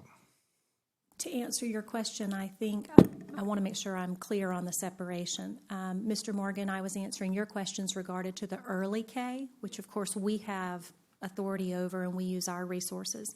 The pre-K that Mr. Morgan also referenced that's at Hendricks that the superintendent spoke to, it is funded through DECAL, and so we actually apply to that agency for a grant who oversees the Georgia pre-K. And so, for instance, we applied for 2 classes to potentially be housed at Hendricks this time last year. Through an area study, how many pre-Ks are offered in that area. They then notify you as to how many they're willing to qualify you for, and they qualified us for 1, which is the one we currently house at Hendricks. We do plan, we are in the process right now, the window opens at the end of March through April, to continue that 1 pre-K class at Hendricks. We don't expect that not to be continued per DECAL, because we do want to look at more of the long-term effects, not only those students pre and post, but also what do those students who finish this year look like at the end of kindergarten compared to the same information for our pre-K. So you are correct, Mr. Banks, it's quite a complicated process, and they do have final say as to whether or not they grant you a unit or not. And the other hard part about that is we typically are not notified until May or June. So it's awfully hard for a school district to plan resources when you don't know until that late in the year if you would be approved or not. So if I understand what's happening is we would have to have some legislation to open this door wider. And that legislation would have to include funding if we wanted to go from, say, 2 schools to 10 schools. That right now that would be almost impossible because the funding is not going to be there for it unless we fund it on our own. So the public needs to understand if we want to have pre-K in our public schools, they're going to have to talk to their legislators. Well, let me jump in again. I don't want any legislation about it because we can't support pre-K in our elementary schools because, again, that's injecting an entirely new additional grade level at an elementary school, and we don't have space. Even if you take into consideration the demographics, even if the elementary school FTE diminished, it's coming back. So the last thing we want to do is say, oh, well, we've got some additional seats. Let's go ahead and put in a pre-K here, and then all of a sudden it comes back, and we have no room for K through 5. But now we got pre-K through 5. So again, the early kindergarten, we are absolutely excited about and looking to expand. Pre-K, we don't have the room to expand, regardless of the funding. And the funding is an issue, but we don't have the room to expand to support that. Okay. Thank you, Mr. Chairman. Thank you, Mr. Banks. Mr. Ragsdale, we're ready for your reports. Yes, sir. Mr. Chair, members of the board. at your place. Obviously, this is School Board Appreciation Week, and so you have version number 2 for, I'm sure, you to display prominently in your family room beside the big screen TV of the signed certificate of appreciation. And we always, I always kid you about this, but in all seriousness, we do appreciate you as a board and you individually as board members, because it does start with our relationship. And if we're at odds, it just rolls downhill to 15,000 employees and 113,000 kids, and that's a pretty significant impact to think about. So I greatly appreciate what you do as far as sacrifice to be a board member. It does take time away from your families and your life, so I greatly appreciate that, and I know I echo that for all of our employees, all 15,000 of them. So you do an awesome job, and I appreciate the relationship that we have, both on camera and off. So I will leave it with thank you very much for being a part of our team, except for Miss Thayer, who's quitting. Thank you, Mr. Ragsdale. Mr. Scamhorn, you have a comment? Yes, thank you, Mr. Chair. And Ms. Thayer's not quitting. She's just going to move to a different area I can't believe the years of dedication she's had that she'll ever be quitting for anything. But anyway, point's well taken. But I would like to thank you for the appreciation certificate in a nice frame, and thank you for suggesting that we could hang it up next to the big screen TV. But I will say my boss is still going to make me take the trash out, so if you can help me there, I'd appreciate it. Thank you, Mr. Chair. Yeah, in all seriousness, I know we'll recognize you later, but we will definitely miss you, Miss Thayer. Yeah, you've been exactly. But we do appreciate all of you and what you have added to our team. All right, so now to the meat of this. We have the budget presentation. Now I will go ahead and ask Mr. Johnson to start coming up. And I will go ahead and take some of his thunder. Mr. Chair, sorry. I don't know if the board would like to take a break, or as we've been here a while, but I'm sorry for the interruption. But before you get started, Anybody interested in a break, or you want to just go on your own? There's people sitting out there that would like an opportunity. yeah, that's true. All right, we'll take a 5-minute break. Be back at 4:01.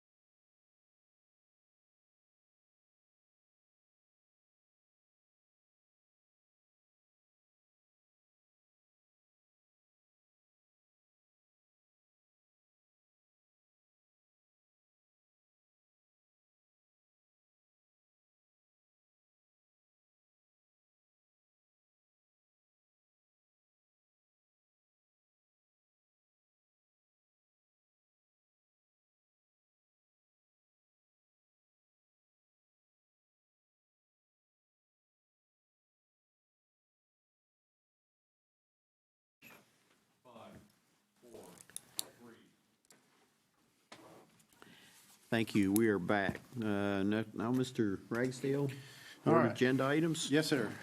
So the budget. The thunder that I was going to steal from Brad, I'm still going to steal. So what you're going to see in the presentation is basically a real simple presentation because revenue has not changed.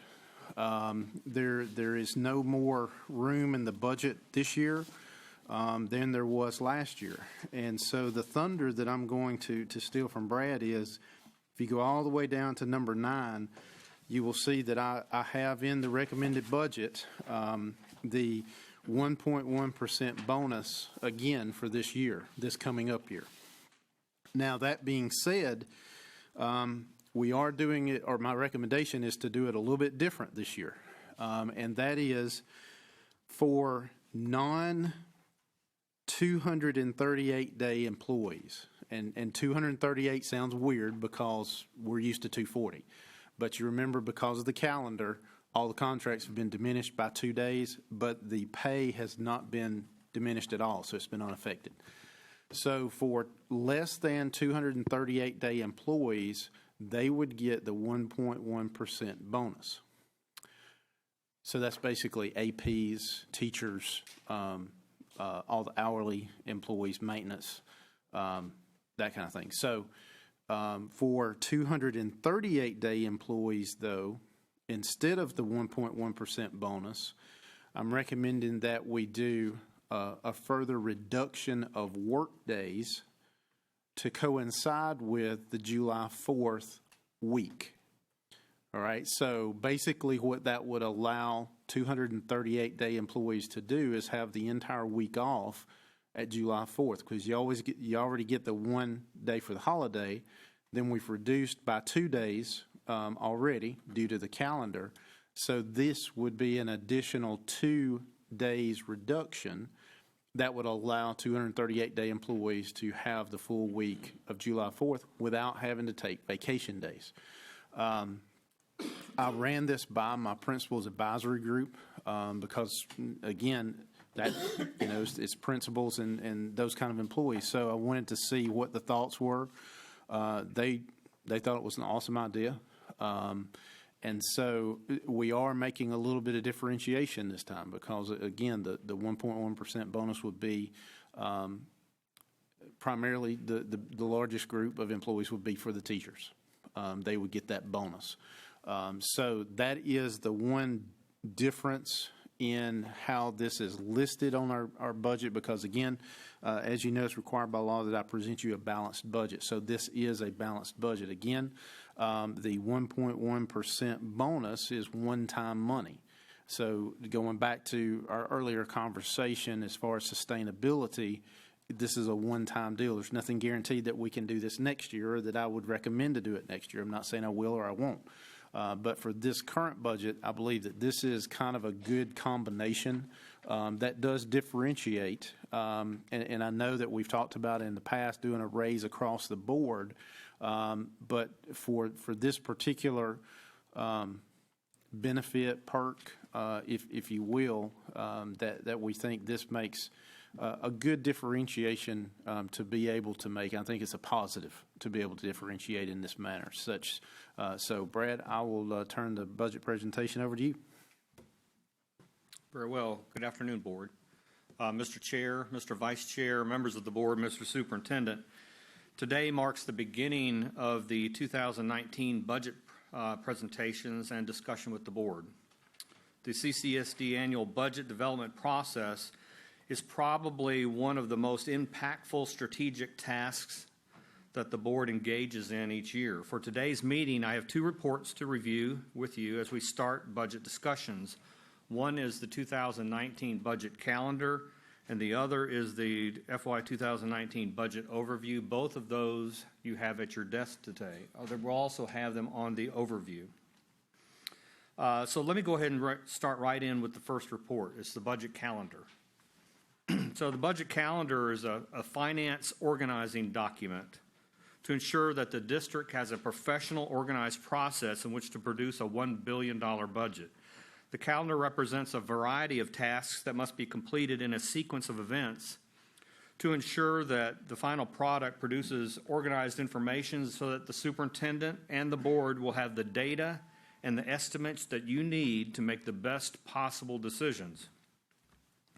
When you review the calendar, you will see that the format is organized in date order on the left. Each task is listed as an important part of a sequence of events to prepare the budget. Each task has a target date, a responsible person, and an event description of what is to be accomplished at that time in the budget process. A review of the document shows that the preparation of the budget began back in November of last year to prepare to project personnel allotments based on student counts and instructional needs. The budget department begins its preparation on about the same time frame to compile literally tens of thousands of salary, benefit, and operating accounts organized by business functions for review by the supervisor of each business function. The budget department has detailed instructions for each department and function for their review of their accounts. The process ensures that every single account is reviewed on an annual basis. The budget department compiles all this information for presentation to the superintendent for his review and his input. Just as in previous years, it is the superintendent's task to present a balanced budget to the board to maintain good operations of the district. Beginning in late February and in March, the superintendent and executive cabinet finalized the budget for presentation to the board, and as a result, that brings us to today as we present the results of the budget development process thus far.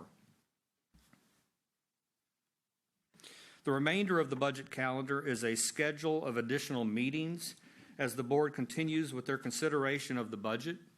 On April 19th, a budget hearing is scheduled for 6:30 prior to the night board meeting, and the tentative budget is scheduled for approval on that night. As always, the tentative budget is tentative and can be changed, but we move forward in this manner every year in order to advertise the budget to the citizens of Cobb County. On May 17th, another budget hearing is scheduled for 12:30 p.m. with an illegal adoption of the budget scheduled for approval at the night board meeting. The remainder of the budget calendar includes a schedule of property tax digest meetings that are required by law. They're required specific meeting dates that are in the actual coding of the law. This is a continuation of the previous year where 3 digest meetings are scheduled, 2 meetings on July 10th and another meeting on July 19th, and the final approval of the digest scheduled for July 19th right after that last meeting.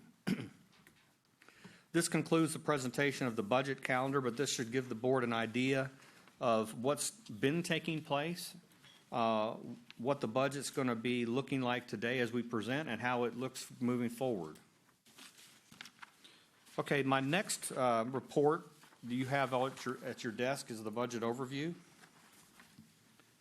And this is an executive summary of the 2019 General Fund tentative budget for consideration by the board. This is a one-page document, but believe me, there are millions of pages that have gone into this, and a lot of meetings and a lot of work and tens of thousands of accounts. And you have a copy of this document at your desk. The format of this report is similar to the previous years, in which we have included columns across the top for revenue, expenditures, and comments on the right side to assist in clarifying each budget item. Before we go line by line on this report, let me comment in general about the 2019 General Fund budget, some highlights. Number one, the 2019 tentative General Fund budget presented today is balanced, and that's a requirement for us to present to you today. Number two, the proposal utilizes $7.8 million in fund balance.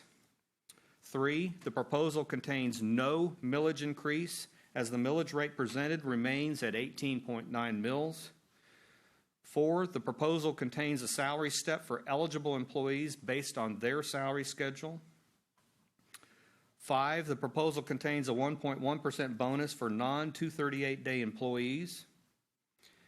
And finally, the proposal contains a decrease in the work year for 238 employees in lieu of a bonus.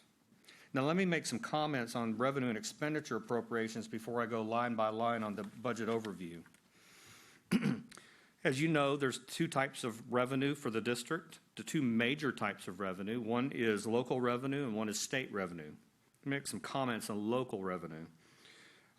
We are making an assumption so far, and we have close contact with the tax assessor, but our assumption is that the property digest will grow at a net growth, net of exemptions, of 6%. We will know the actual digest probably sometime in late June or early July at the latest. Local revenue has been developed with no general fund millage increase, continuing the 18.9 general fund millage rate. As you know, there is a millage rate cap at 20 mills for our district for which we cannot exceed. The district has no long-term debt, so our district does not have to have a separate debt service millage rate to pay off long-term debt, so we're very fortunate there. The other source of revenue is state revenue. So for FY 2019, we look at student growth as being relatively flat, but we will receive training and experience growth money in the amount of approximately $5.6 million. That's the training and experience that go with the certain population of teachers that we have currently. Other state revenue factors include a local fair share change, which will decrease revenue by another $10.5 million. So local fair share will increase from $145 million to $155 million. There is an increase in teacher retirement system employer withholding from 16.81% to 20.9%. This is a fairly large increase. The good thing is that the state's giving us some money to help fund that. They're giving us approximately $16.5 million, but the total cost to us is $20 million. So they're giving us approximately 2/3 of the amount to fund that.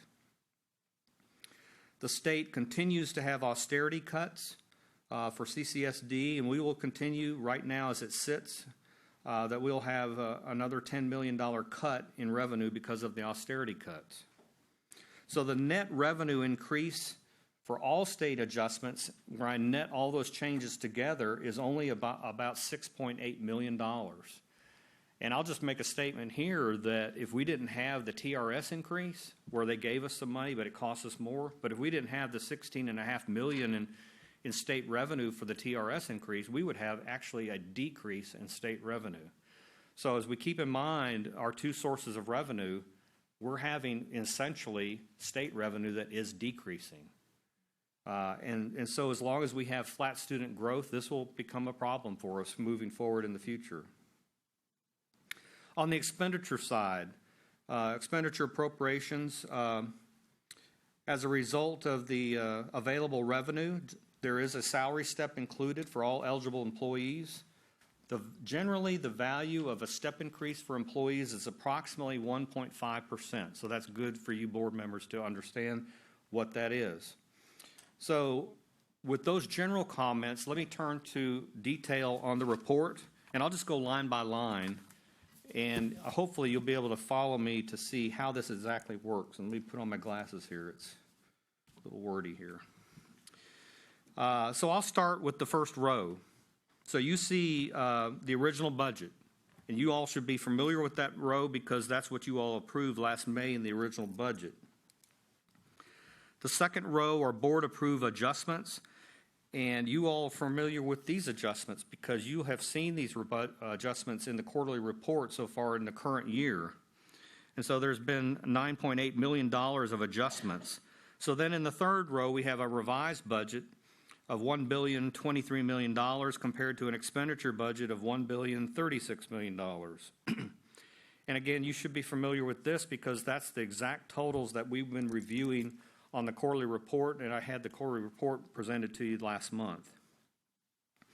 Now, as we go ahead and prepare the budget, we like to have an incremental approach to the budget because then you can see what you approved last year, and then you can see as board members each incremental change to the budget as we move along, and you can understand it. And actually, it's valuable for us as well because then we know, have we forgotten anything? I mean, there's a lot of moving parts to a $1 billion budget. So we carefully balance these figures, and that's how we go about it. The first row on the revised budget for the 2019 figures, let me just start, and you see on the left-hand side, I'll go item by item. So item number one. Item number one, we're projecting a 6% growth estimate, and that yields approximately $24.7 million. Just for you as a board member, this is approximately 3.5 to 4.0 million dollars for each percent that we get in the increase in the digest. You also need to know that this 6% growth is net of exemptions. So when we do get the property digest, and you'll see a growth figure, they usually quote the gross increase in the digest. You all are very aware that we have a lot of exemptions in the school district that affect our property digest. And I think that when the tax assessor presented their number last year, it seemed like it was higher than 6%, and it was, but they were talking about the gross digest increase.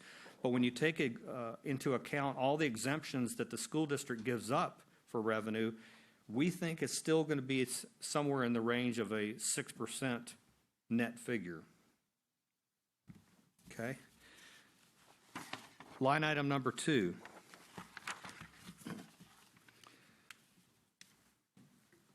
Line item number two, I think I've already kind of alluded to this, but this is a summary of the state revenue, and there you can see that the state revenue is only growing by a net increase of $6.8 million. And I'll just repeat it again. Local fair share increased by $10.5 million from $145 million to $155 million. The TRS teacher pension employer portion for teachers increased from 16.81% to 20.9%. The state increased revenue and covered $16.5 million of the $25 million cost of this change. The state continued a $10 million austerity cut, and the net of all these changes, there's a few other small changes, but the net of all the changes, I just listed or told you the major ones, is a $6.8 million increase in state revenue. Line item number three is the net change for all other revenue sources. So frequently you'll hear me talk about two major sources of revenue, and we do. It's local revenue and state revenue, but we have a variety of other revenues that we don't talk about because they're not quite as big. But let me just list a few of them, because we're talking about a net increase of $4.6 million for all those other revenue types. Things like property tag revenue for cars, delinquent property tax, intangible tax revenue, real estate transfer tax, alcoholic beverage revenue, liquor by the drink revenue, interest income, cell tower revenue, sales assets, ROTC federal reimbursement for instructor salaries, Med-ACE revenue, and Medi-Case revenue. Those are some of the revenue types that I'm talking about. What finance has done is we've taken all those revenue accounts. We've looked at what we're experiencing this year. We've also taken prior years and trying to come up with a trend. And our best guess is that when we adjusted all these accounts, and it came out to a net increase of $4.6 million. It could be higher, it could be lower, but that's our best guess at this point. Okay, the next line item is number four. Number four is, we'll go to the expenditure side of the budget, where we reduce one-time expenditures from the prior year. So by definition, if it was a one-time cost in the current year, we don't need to spend that cost again, so we can subtract it from the budget totals going forward next year. And you'll see a decrease of $18 million. But that includes the bonus that we paid this year, but we can subtract the $4.2 million for property and $5.6 million for architects. Next line item is line item number five. Line item number five represents additional resources for schools when they open. This budget has always been included for additional funds for new schools, for extra work days, and custodial functions when schools open. Next year's budget includes these costs for East Cobb and Brumby. Line item number six are salary and benefit changes. So there's three major changes that we're talking about here. We're including a salary step for eligible employees, and we estimate it to be in the $12 million range. We're increasing the TRS portion, again, from the 16 to 20% for $25 million cost estimated. And then we're also increasing the non-certified health insurance to annualize the previous year increase. So you will recall in the budget last year, the increase started halfway through the year last year, so we included only enough money to take us halfway through the year. This year, we have to annualize it to fund the whole year. The next line item is line item number 7, which are salary and position adjustments. Included in the budget, after we've tried to estimate everything, there was money left over for 6 additional instructional positions. We have there an upgrade for middle school and high school bookkeepers, and we also have 7 additional custodians to maintain additional square footage, and that's part of a formula that we use in the budget. The next line item is line item number 8, and it's an evaluation of miscellaneous accounts. And there are a bunch of miscellaneous accounts that we look at very carefully, but the ones that I want to point out for sure to you is in this line item, we're decreasing the budget by $526,000. But what we do is we look at accounts like cell towers and do, what is the money that's going to come in and be spent for that next year? And it depends on the cell tower company and when we get that money in. So we adjust for that in the budget next year. We also have an adjustment for charter school funding based on a decrease in projected students. And we also have an adjustment to general fund grants on both the revenue side and the expenditure side to reflect grant funding estimates for next year. Now, of course, these are estimates, and we won't know exactly on some of the grants until the fall of this coming year. So the net changes of these is a decrease of $526,000. The last item on the budget is line item number 9. And we've already done this, but I'll say it again. For the non-238 employees, most of which are in the categories of teachers, parapros, bus drivers, nurses, maintenance, they'll get a 1.1% bonus. For 238-day employees, the budget includes a decrease of 2 days in its work year in lieu of the bonus. Mr. Chair, this seems like a short executive summary, but this is a summary that summarizes exactly what we've done in the budget. But this summary is a conclusion of an awful lot of work by the budget department and finance, and actually for each individual department, because we send out reports to each individual department. Somebody's responsible for every one of these accounts. They look at their reports, they analyze these reports, they send it back to us, they sign off on it. Everything is accountable, and we look at all these reports.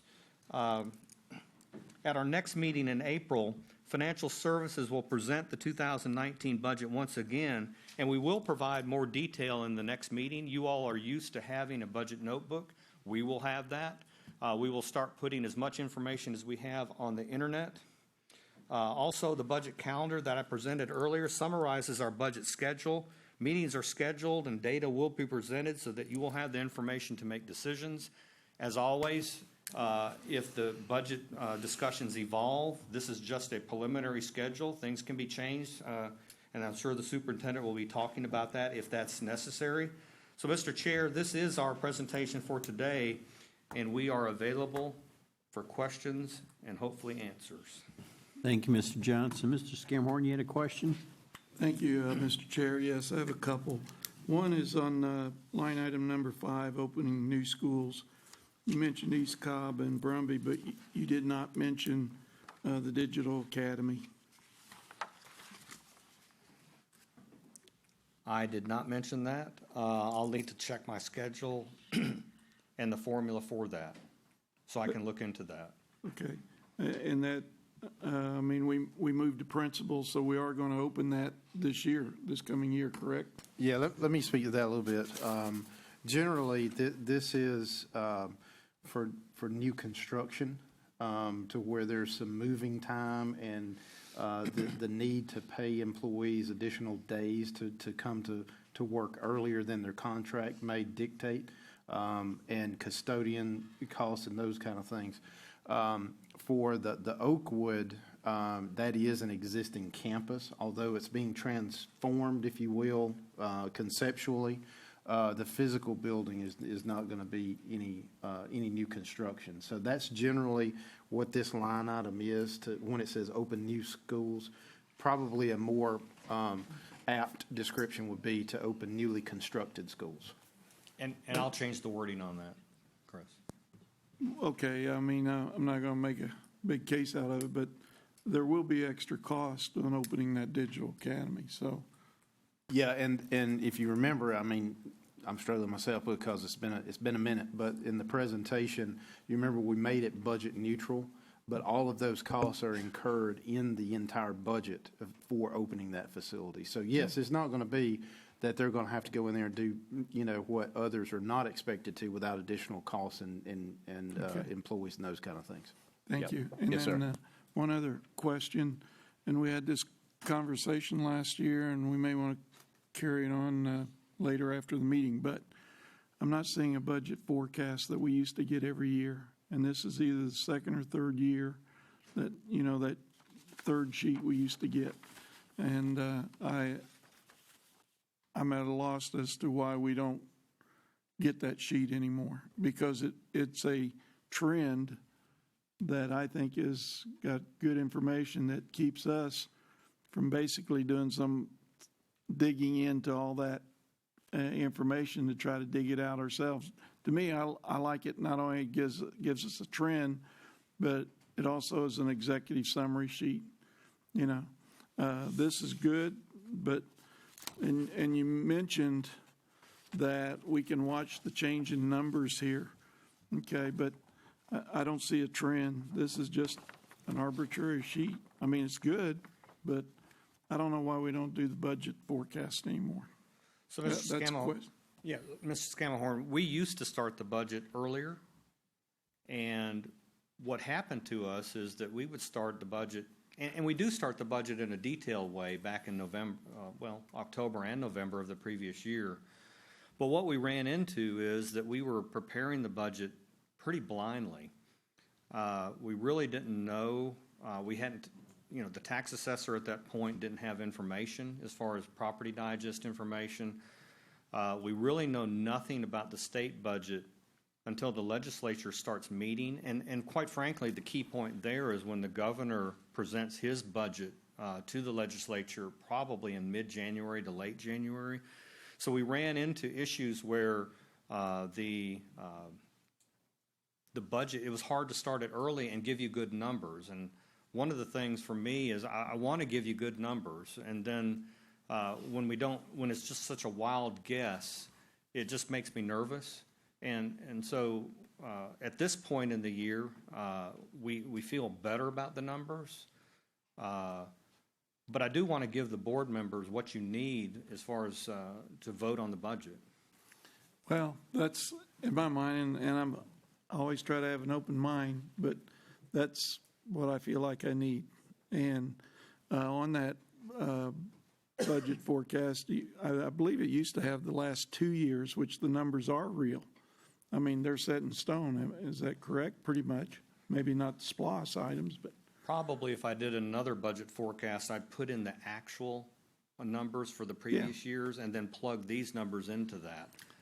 So I'll just have to talk to the superintendent and see how we want to proceed with that. And I appreciate that November, even January, the numbers are pretty sketchy.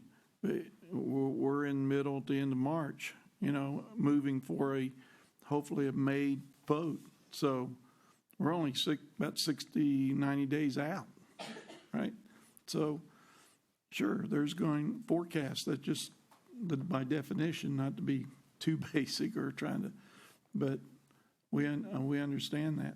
So I'm requesting that we continue to get that, maybe not at an early date like this November, December, but certainly by February, March.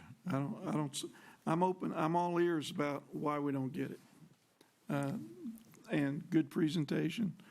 And thank you, Mr. Chair. I don't know if there's any further explanation to that. That is information we can do, and we can prepare that relatively easily.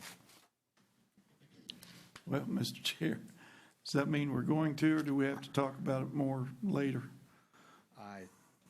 Let me make sure I'm understanding, because, so if we give and Brad, you need to help me with this. If we do a budget forecast in February, March, like if we presented a budget forecast today, how is the forecast different than this tentative budget? Well, I think that this particular overview are incremental changes to the budget, where the forecast has prior years and they can see trends. And so that's the main difference, is so you can see the totals moving forward previously and moving forward. It would just be a matter of plugging this into that. It's something we could easily do. Yeah. So we'll plan on doing that. And I'm sensitive to, you're nervous about numbers not being, not knowing, the forecasting. So we don't have to have all of it, but certainly there is a trend there that I like to see on the last two, and then where we're going with this one. What we can do is, I think the term forecast is what's kind of throwing us, Brad and I, off a little bit.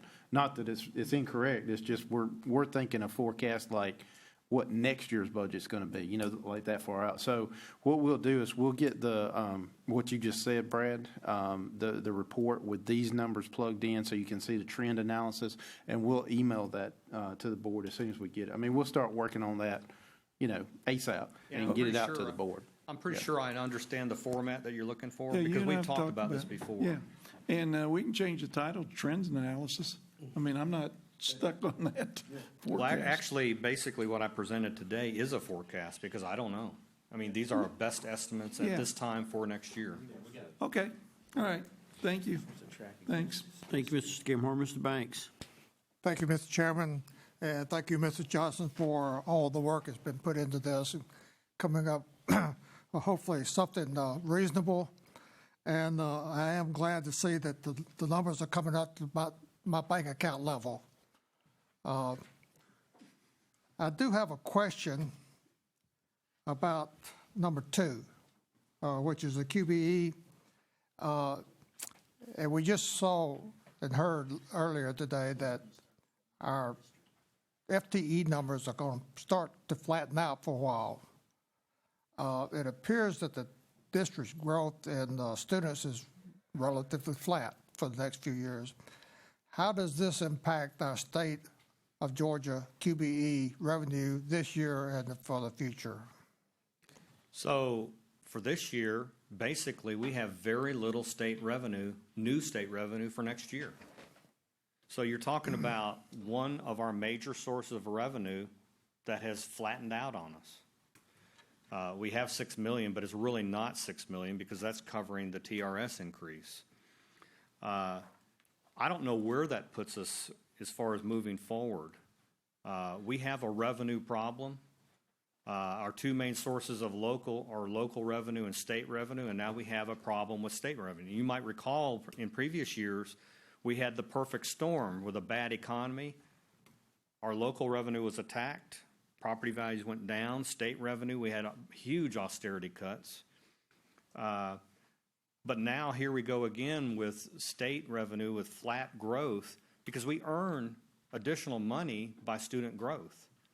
So if we don't have student growth in the state, then all we have left is T&E money for our current teacher population. But that's not enough to counteract $10 million in austerity cuts and increases in local fair share. So at best, we will wash out on the revenue. At worst, we'll start taking cuts, because our T&E revenue won't be enough to cover the austerity cuts and the increase in local fair share. I mean, that's, there are other factors, but that's the main factor. So it's worrisome. So where do we go from here in the next few years? And we've talked about revenue issues for many years. And of course, it was really acute back in the economic days of 5 or 6 years ago.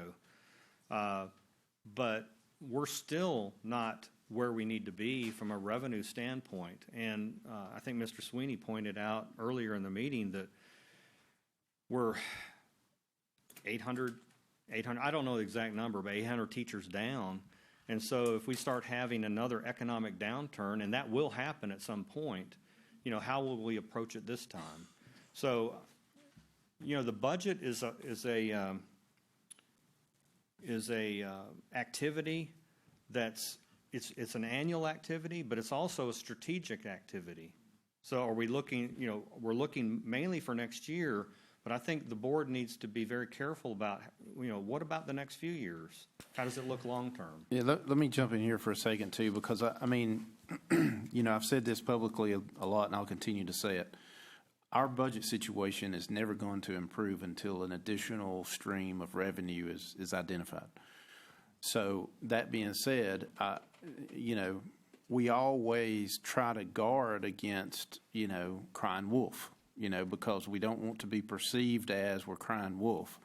We have to continually deal with, there's people out there that say, well, cut this or cut that or cut this position or cut that position, that kind of thing. And I want to be very deliberate in what I'm about to say. Over the past few years, since 2008, when that first economic downturn happened, we have cut until we are at the bone. There is nothing more to cut.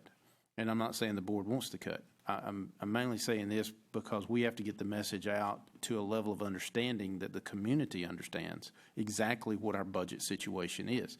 I mean, it's no secret we identify the 62 and over exemption and what impact that has to us. We also, in the same sentence, in the same breath, say we're not trying to say we need to do away with it or change it, but it's an educational factor. In that, we need to educate the community members about exactly what that impact does, because when we say things like we have cut to the bone, we can't afford a 1.1% bonus, we literally hold our breath when we get the report of the exemptions. Just this past year, for example, when the Freeport went down the same amount the 62 and over went up, that's the only way we were able to not have a deficit budget. And unfortunately, the timing of those things do not line up such that it plays into these numbers, because we're making an assumption on what those numbers are going to look like.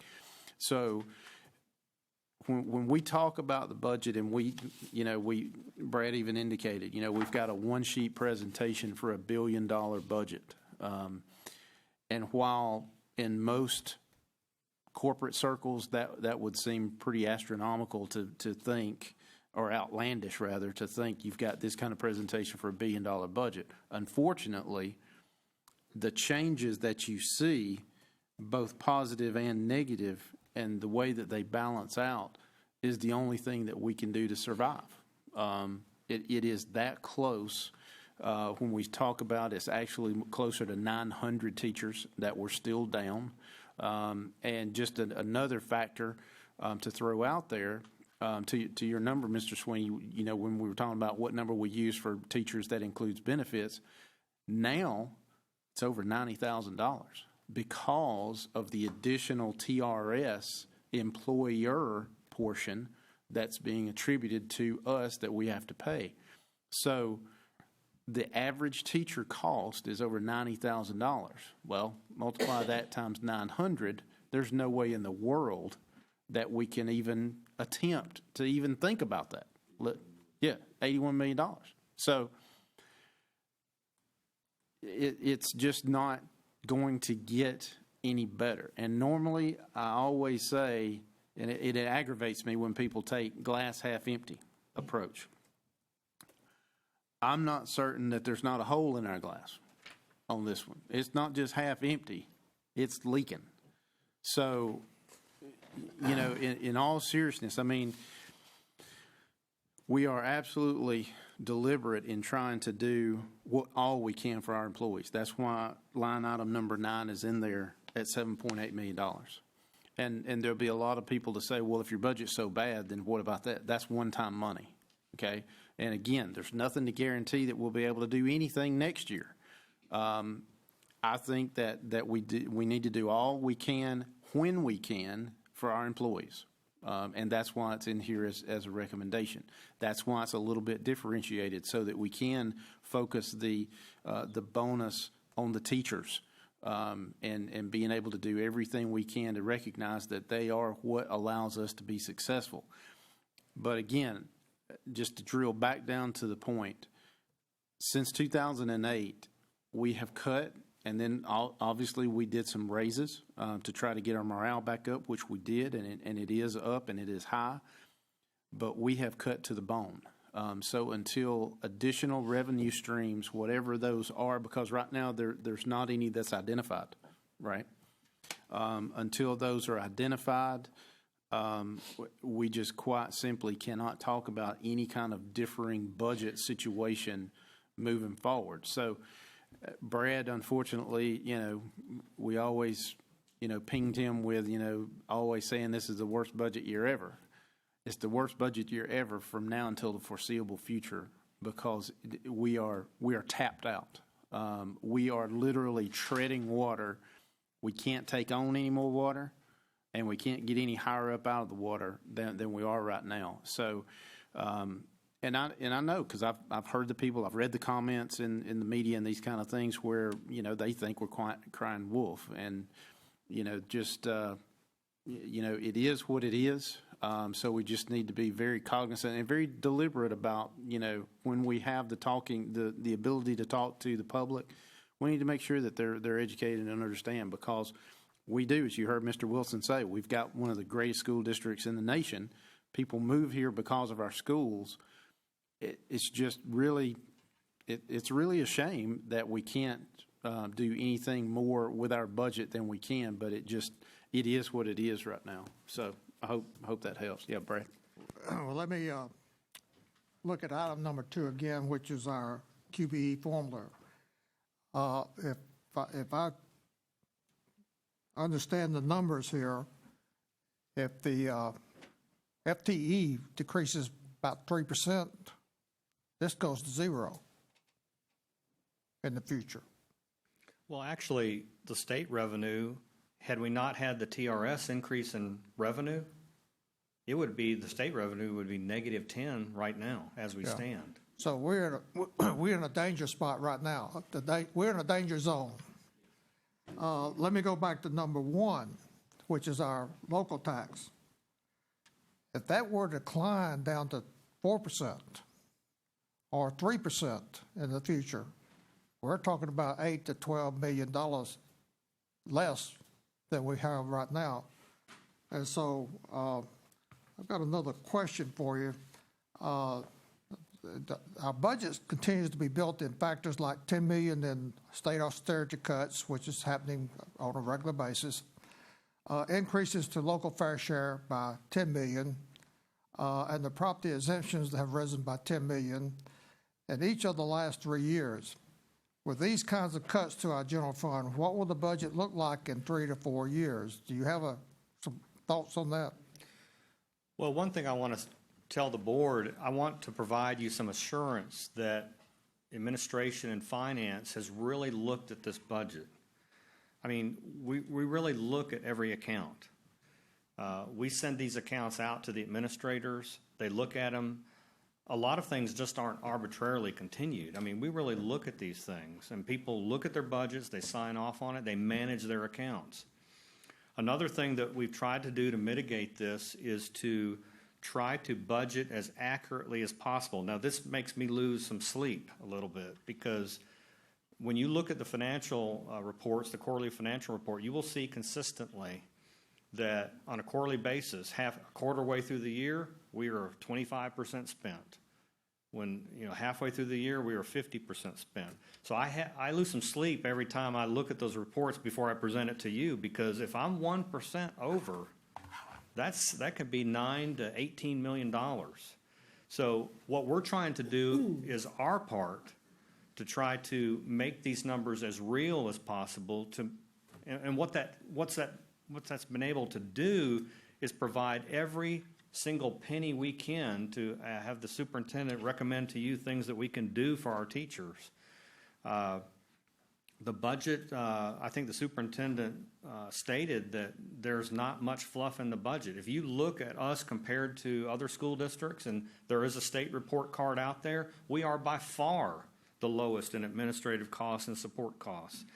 and our percentage of the budget to the classroom.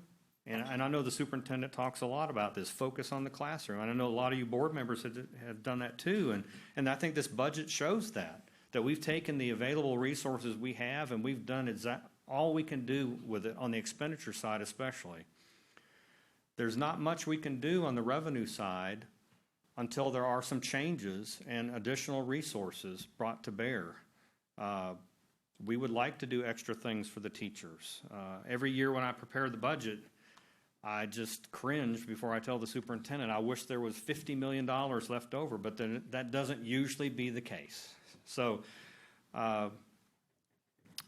that's the assurance I can provide to the board. As to far as to what the budget's going to look like, I think that we can status quo with the budget for several years, but at some point we will hit a wall. We will hit a wall. So if the demographic numbers are correct and we start to decline in FTE, that means there's going to be less money coming from the state.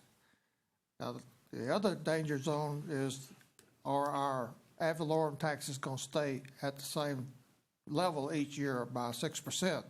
I don't think so, but I could be wrong. So that's going to have a major effect on our budgets.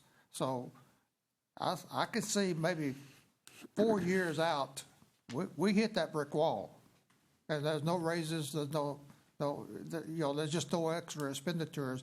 You pretty much walking in place. I would encourage the board to take a strategic look at this budget and where we are going in the next 3 years. Thank you, Mr. Johnson. Thank you, Mr. Chairman. Thank you, Mr. Banks. Ms. Thayer, Mr. Sweeney, you next. Thank you, Mr. Johnson. Great job as always. My question is timing right now. If my understanding is correct, it's 4:54. We were supposed to dismiss at 5 o'clock. What time? 5:30? Okay. But we still haven't even gotten to our budget items yet. And looking at the timeline, it says we have this discussion right now, and then we're supposed to vote on it on April the 19th. I'd like a little time to think and go over these items, like things like the nurse, like the bookkeepers, that may be good to give them to change their ranks, which would up their salaries, but should we have given the raises to the nurses? You know, there may be good reasons, but I'd like to discuss why we would be doing that over others. That's just one thing. And then other things, like back in the fall, I had asked to have a study before we got to budget time to look at one of the biggest problems in my schools and in Mr. Morgan's schools is substitutes, and to have information on what our problems are in the areas of substitutes, and did we need to do anything in that area before we looked at budget, and we haven't gotten that information yet. So I'm just saying, and it shows, before we could vote on it next time, it seems like to me we're going to be pushed in time for time now, here. Remember, the vote in April is for the tentative budget. So that does not in any way, shape, or form put the budget in stone. So it's still tentative at that point in time. The vote for the tentative budget just allows us to advertise the tentative budget in the necessary methods required by law. So that's why we wanted to get this in your hands today to do exactly what you're saying. Those questions that you have, Brad is more than ready to meet with you individually. Any kind of questions you might have on that. And those can be discussed at the next meeting, even though we're asking you to vote to approve the tentative budget. Again, it's still the tentative budget that the board can once the budget is presented, the tentative budget is presented to the board, I'm out. So it's the board's budget at that point in time. So any kind of questions you want to ask about those things. So we have from now until the next meeting in April to discuss any of those things, communicate those with the board for discussion and communication at the next meeting. And again, it's just the tentative budget that we're asking you to approve in April. Then in May, so we actually have a full 8 weeks of modification time frame that the budget can be modified during that time, during that window. So even at the next next month's meeting, even when we vote on the tentative, we're not necessarily voting for each specific item in this. Yeah, you're voting on Basically the just the budget boundaries. as a tentative budget. And then that allows finance to advertise that tentative budget and get the necessary check boxes, if you will, required by law. Of course, as of this minute, all of our employees are sitting out there looking at this, thinking this is pretty much etched in stone right now, so. As Okay. far as, as far as revenue, yes, it is what it is. But like you said, you might The have questions items, about, yes. the individual items listed within there, like, for example, the change in rank of the bookkeepers kind of thing. Right. So those can be worked out at any time, and even after, up to the final approval of the final budget. You can still tweak it after that if need be. But will at some point you talk about the rationale for some of these items? And just like the 6 additional instructional positions, we don't know what those are, the rationale or any of that. So is that are you planning to present that to us to tell us about what your thoughts were in these items? No. And the reason I say just that simple is because I also, the detail is going to be with Brad, so we can certainly go into those questions now. Or you can get with Brad individually because somebody might have a more specific question that is not related to something that's on here or not. So you weren't going to explain to us what these thoughts were? Absolutely. Brad can go into those details. That's why the comments are there, is to highlight exactly what's contained within these. So Brad, you go ahead and address those details. Yeah, I can address certain things that you mentioned, Ms. Thayer. On the bookkeepers, one of the things that has become an issue is that over the past 7 years, there has been 110 new bookkeepers. And so it's very difficult to maintain that position at the salary level it was. And in fact, this current year, we have trained 34 new bookkeepers this year alone, and it's not even the end of the year. And so that's one of the things that we had talked about addressing in order to stabilize that position. In terms of the 6 instructional positions, that was the money that we felt like we had left over after working out all these numbers. And I think that we've talked about making our pool of positions larger so that we'll have some flexibility, because we don't know, and Dr. Stouter can speak more to this than I can, but we don't know exactly what students show up in the fall. And so we have estimates now, but when the students actually show up in the fall, we need to have some flexibility to how to address classroom needs, and that was the reason for the 6 additional teachers. Let me jump in there too. And I apologize for the confusion, because if you'd asked me specifically about the 6 positions, I wouldn't have been able to answer the question. Now that Brad has said, that's the pool. So the allotment pool, right? That's teachers. Exactly. Teachers or parapros, right? So that would actually be 12 parapro positions or any combination thereof. So those 6 is the pool. And so to put it in perspective, now you've got me down the path I'm going to talk about now. So to put that in perspective, a few years back, the pool would have been 50 to 60 positions. Now it's 6.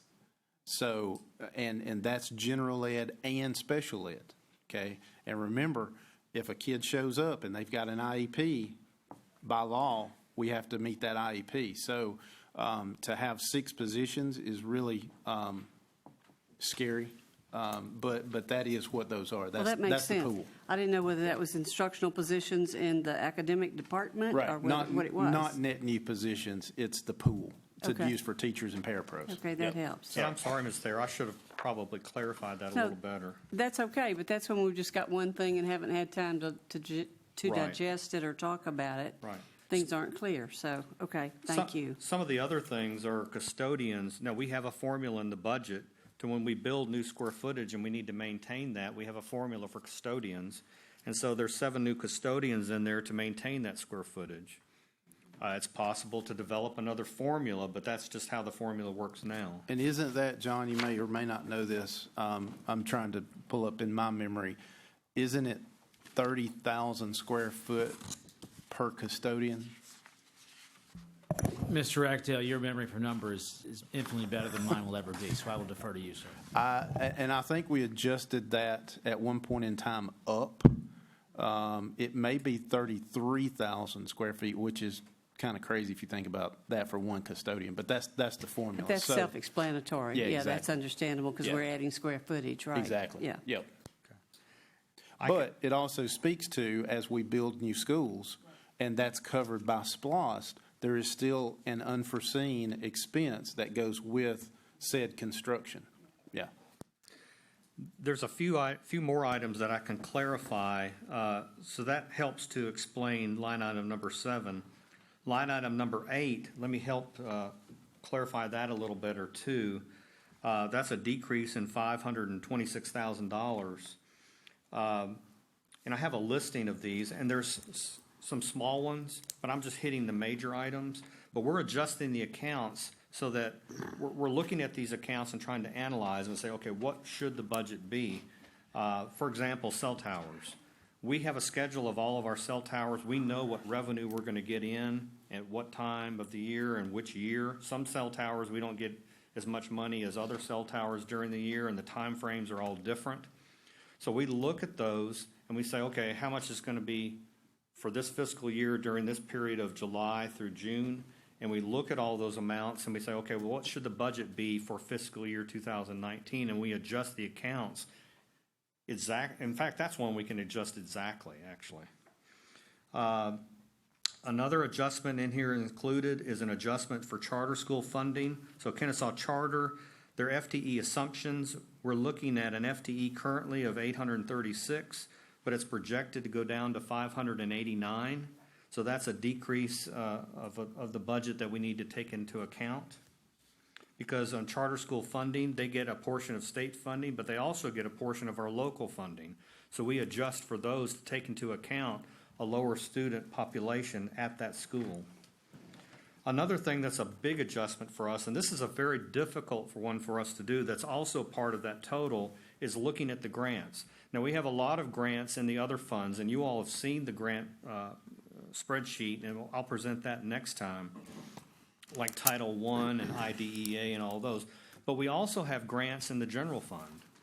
And we look at each grant, we try to talk to the departments and to the state to determine, okay, what do we think that grant might be next year? What is the total dollar amount? And so in those cases, we have to adjust both the revenue side and the expenditure side to make sure that we get as close to the budget as possible, because and that really doesn't matter, because it'll get trued up in the fall when we actually get the grant money and the actual real number when it comes to pass in the fall. We've looked at utilities, but there isn't much change in utilities. We think that we've got enough money for that. And I think that's, well, there's one more. There's Med-ACE and Medicaid, where we get reimbursed from the federal government for administrative costs in working with the grants. And so we look at those accounts to see, okay, what resources do we have to put forward to get reimbursed for those administrative costs? And then we look at and make an estimate of what we'll get reimbursed for that. So that line item has a lot of those types of items, and I hope I've tried to explain that in the best way possible.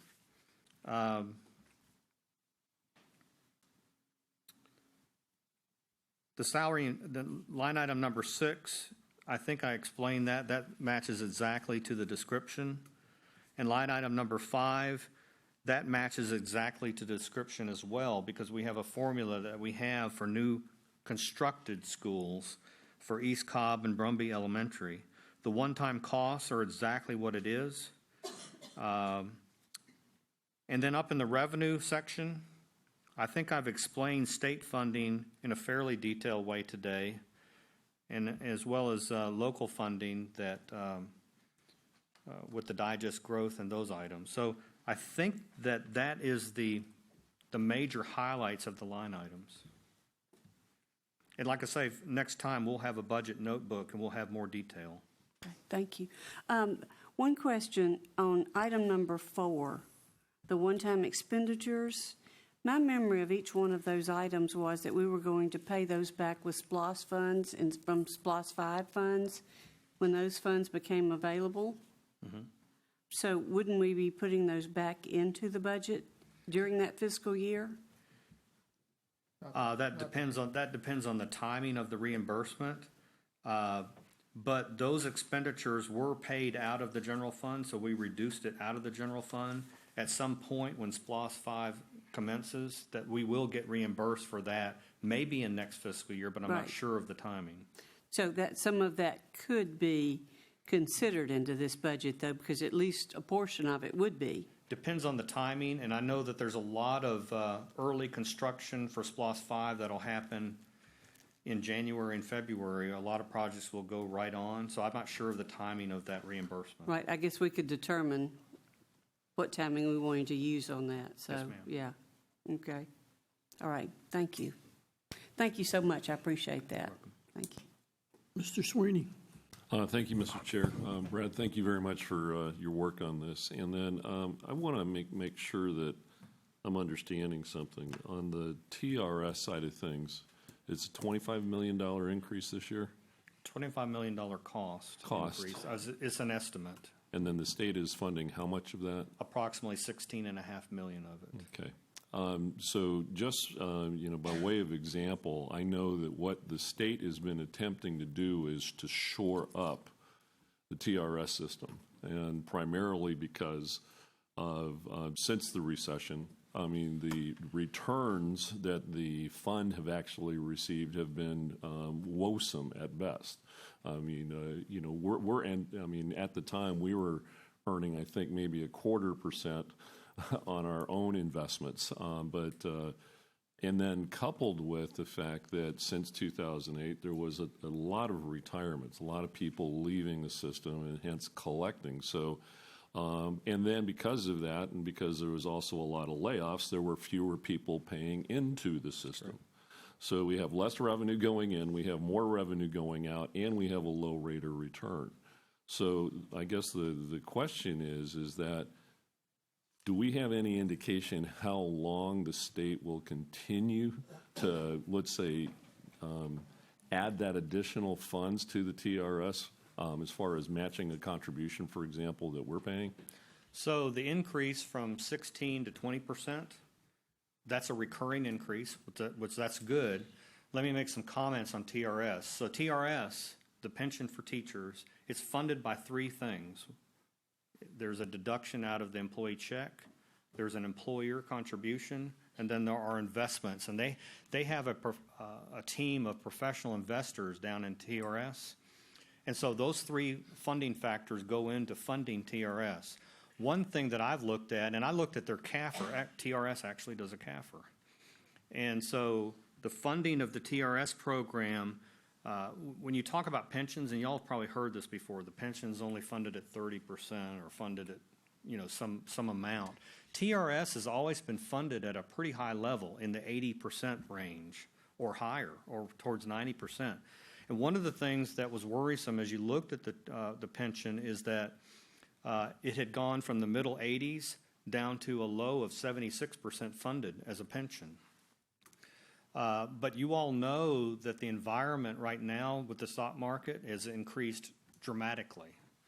And so when I looked at the latest CAFR for TRS, the pension was, instead of being funded at 76%, it went up to 79%. And that was as of June of last year. I don't know the numbers for this year, but I do know from July to December of last year, there was a dramatic rise still in the stock market. I'm hoping that the TRS program will be funded at over 80% at the end of this year. And I think that that's a good thing.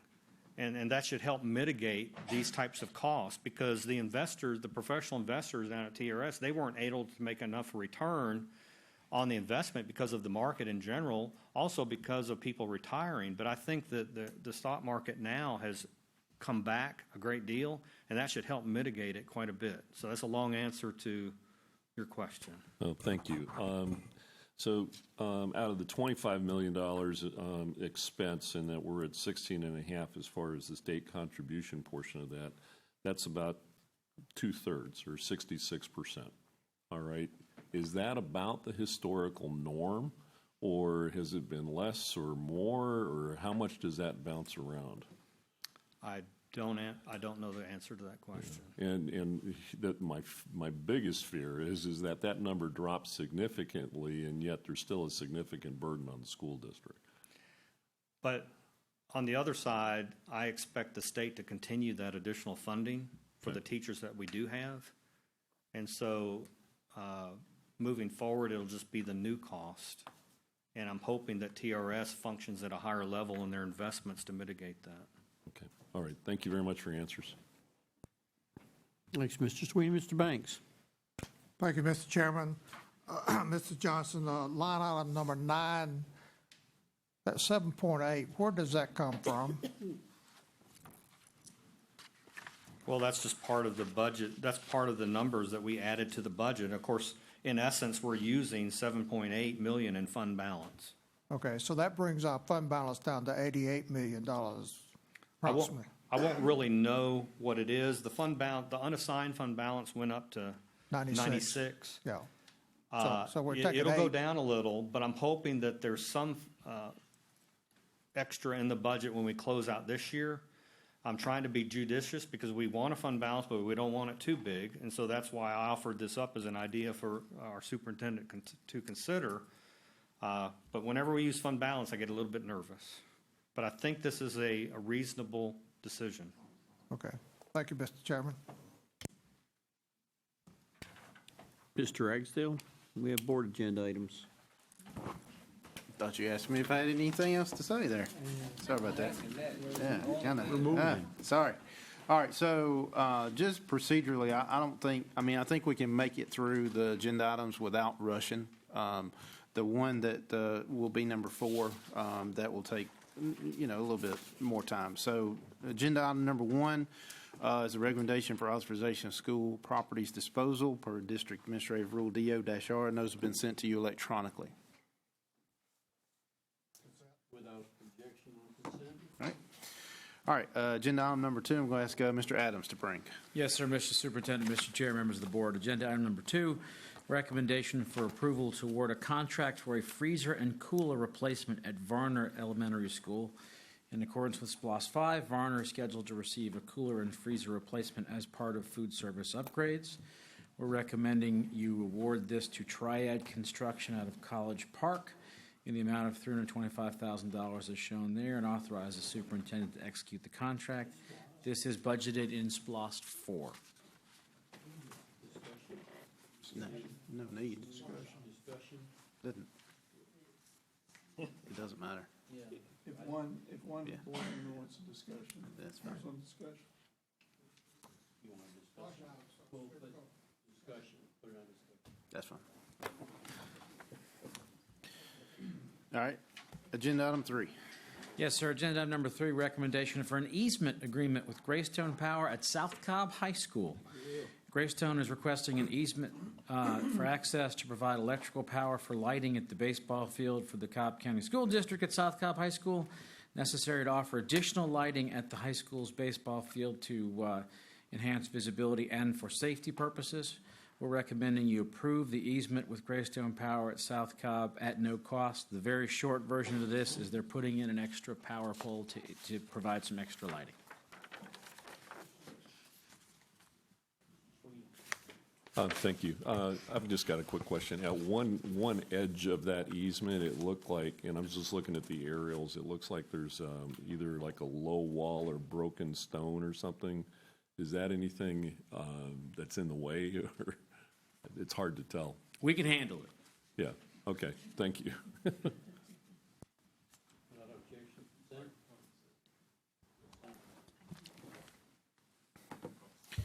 All right, Mr. Chair, members of the board, I'm going to ask Jennifer Lawson to come forward and bring the next item. The good news about this is, as you recall, we have drastically changed the way that we acquire resources. No longer is it the case where every 7 years, give or take, we come in here and have a textbook adoption and we pay millions and millions of dollars for basically hardback textbooks with some peripherals, if you will, thrown in that probably 99% are never utilized.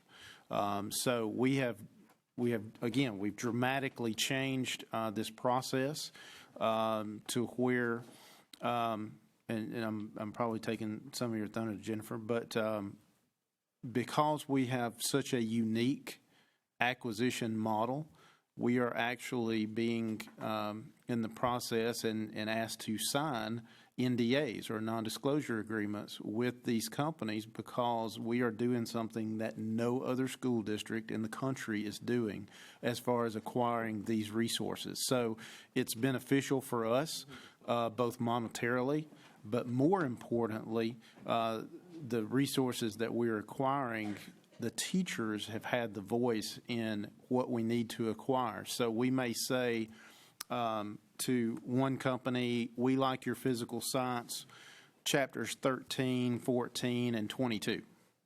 And we purchase those, and then we inject them into CTLS. They're meta tags such that they can be aligned to the standards and searched by standard by the teachers. So we're really creating a resource list and library, if you will, for our teachers and parapros and employees to be able to access that is comparable to no other district. And I think we do a lot of things, going back to that point that you made, Mr. Banks, about that I was saying about getting in the rut of when your employees don't realize how good you have it here versus somewhere else.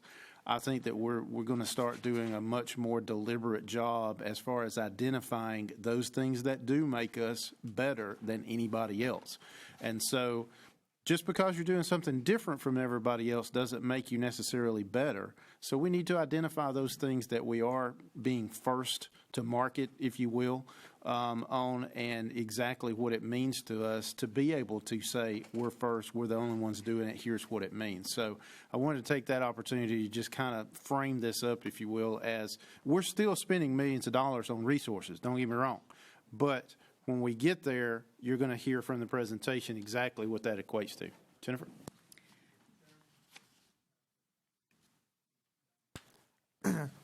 To follow on what you just said, I made this statement before. What we need to be teaching is what's relevant. If it's not relevant, we shouldn't be teaching it. Well, as you've just got an amen from Brother Morgan over here, I will have to say, though, what is relevant is dictated by the state. So we don't have the opportunity to, well, we can declare that we don't think what the state has declared is relevant, but they are the state standards. We do teach to that. So that being said, Jennifer, please proceed. What you'll hear about tonight, Mr. Chair, members of the board, and Mr. Superintendent, is how we acquire the right resources to make the learning relevant. Today, I bring you a recommendation for approval of the learning resource acquisition for K-12 science and social studies. Today's recommendation is in compliance with IFAAR, Instructional Resources Selection and Acquisition. I'd like to take just a few minutes to share some slides with the board, as we do recognize it is important to the board that the materials and the resources are comprehensively reviewed and the process is transparent. Policy IFAAR was amended in 2016 to ensure we met the superintendent's expectation that we acquire the best instructional resources for our students and staff and maximize every dollar of the acquisition. The revisions allowed us to acquire content in a customized and tailored format that reflects the needs of the district and results in a portfolio of high-quality resources, often from a variety of providers, that best align to our district's specific teaching and learning needs. You may recall last spring, the board approved the acquisition of 312 English Language Arts resources using a similar approach that resulted in a comprehensive collection of print-rich literacy resources that supports our balanced instructional model and high levels of learning for all students. The district has been committed to providing the same for science and social studies throughout this acquisition process over the course of last year. Phase 1 of the Science and Social Studies content acquisition process began last spring with a preliminary needs assessment for teachers, administrators, and parents. In this phase, feedback was gathered regarding current resources, identified needs or gaps in those resources, as well as solicited ideas regarding potential new resources to consider. We had 976 teachers, 92 administrators, and 371 parents or community members respond to that portion of the process. This information, coupled with the fact that new science and social studies standards were implemented this school year, resulted in an in-depth analysis conducted grade level by grade level and standard by standard using all current district-approved resources. Areas of greatest need and identified gaps were prioritized, and resources that did not appropriately address these were eliminated from further consideration. All schools were invited and encouraged to participate in this process. We had 350 teacher representatives in this phase in science and 397 in social studies. In December, resources and materials that remained under consideration were delivered to schools. Local school grade level and/or course representatives gathered on the Professional Learning Day on January 2nd to review the process and the materials more in depth. These representatives then shared the process and resources with their local schools and encouraged their colleagues to review the resources, use them in the classroom as often as they like, and provide feedback. Teacher evaluation and feedback focused on the following criteria: quality of content, ease of accessibility, quality of associated assessments, quality and access to the digital materials, alignment to our balanced instructional model, and feedback from real classroom implementation. The district had 1,700 evaluations returned in science and 1,263 respectively in social studies. In the K-12 ELA adoption over the last 2 years, we had a total of 1,322 teacher evaluations. Teacher voice is critical to this process, and our district and board should be proud of these large participation numbers that have informed the recommendation we bring you today.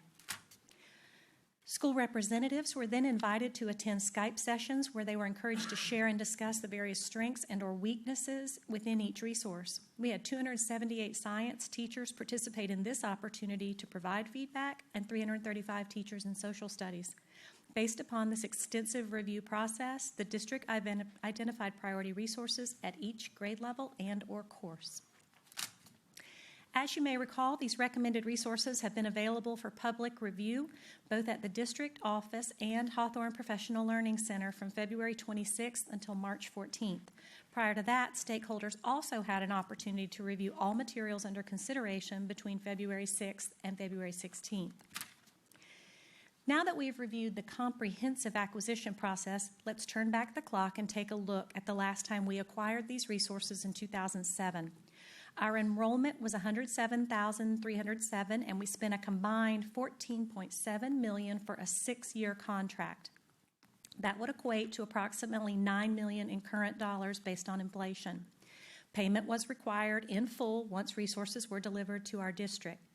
The old process typically relied on publishers to tell us what we needed versus us requiring them to meet our needs. How does our acquisition in 2018 compare? We have almost 5,000 more students currently. In addition to almost 5,000 more students, we also have increased from 4,974 AP students in 2007 to 8,954 students in 2018. I mention this because while this tremendous growth is a point of pride for our district and should remain such, it also has budgetary implications as these are required to be college resources and are typically 2 to 3 times more expensive than the traditional high school course. All right, so I want to interrupt you. This is still part of the initiation process. Yes, sir. I know, right? So I want you, in all seriousness, to focus on this slide for a second. Because what you're seeing here is that we've increased the number of students. We have increased the amount of resources that we're acquiring. We have basically created a better resource acquisition based on what the teachers said they needed to teach with, and we're spending less money. And the next line for the term, we're getting 8 years plus optional extensions. And remember, when we're purchasing digital resources, okay, now it's not like, when Russia was going through all the changes and your geography book was outdated every year, right? digital resources, as the world is continually changing, they're updated electronically, so much better. The other issue I want to draw your attention to is the payment due line. So in the old way of acquiring textbooks, basically you wrote a check for $15 million. Right then you got your textbook shipped. We're actually going to be able to pay for this over 3 years. So we're actually spreading out our money such that it doesn't impact the SPLOST cash flow as significantly on the front end. So we're able to get resources quicker and be able to pay for them over an extended point of time. But the other thing that's not up here that she mentioned that I also alluded to earlier is the number of AP courses. Say that number one more time, what it was and what it is.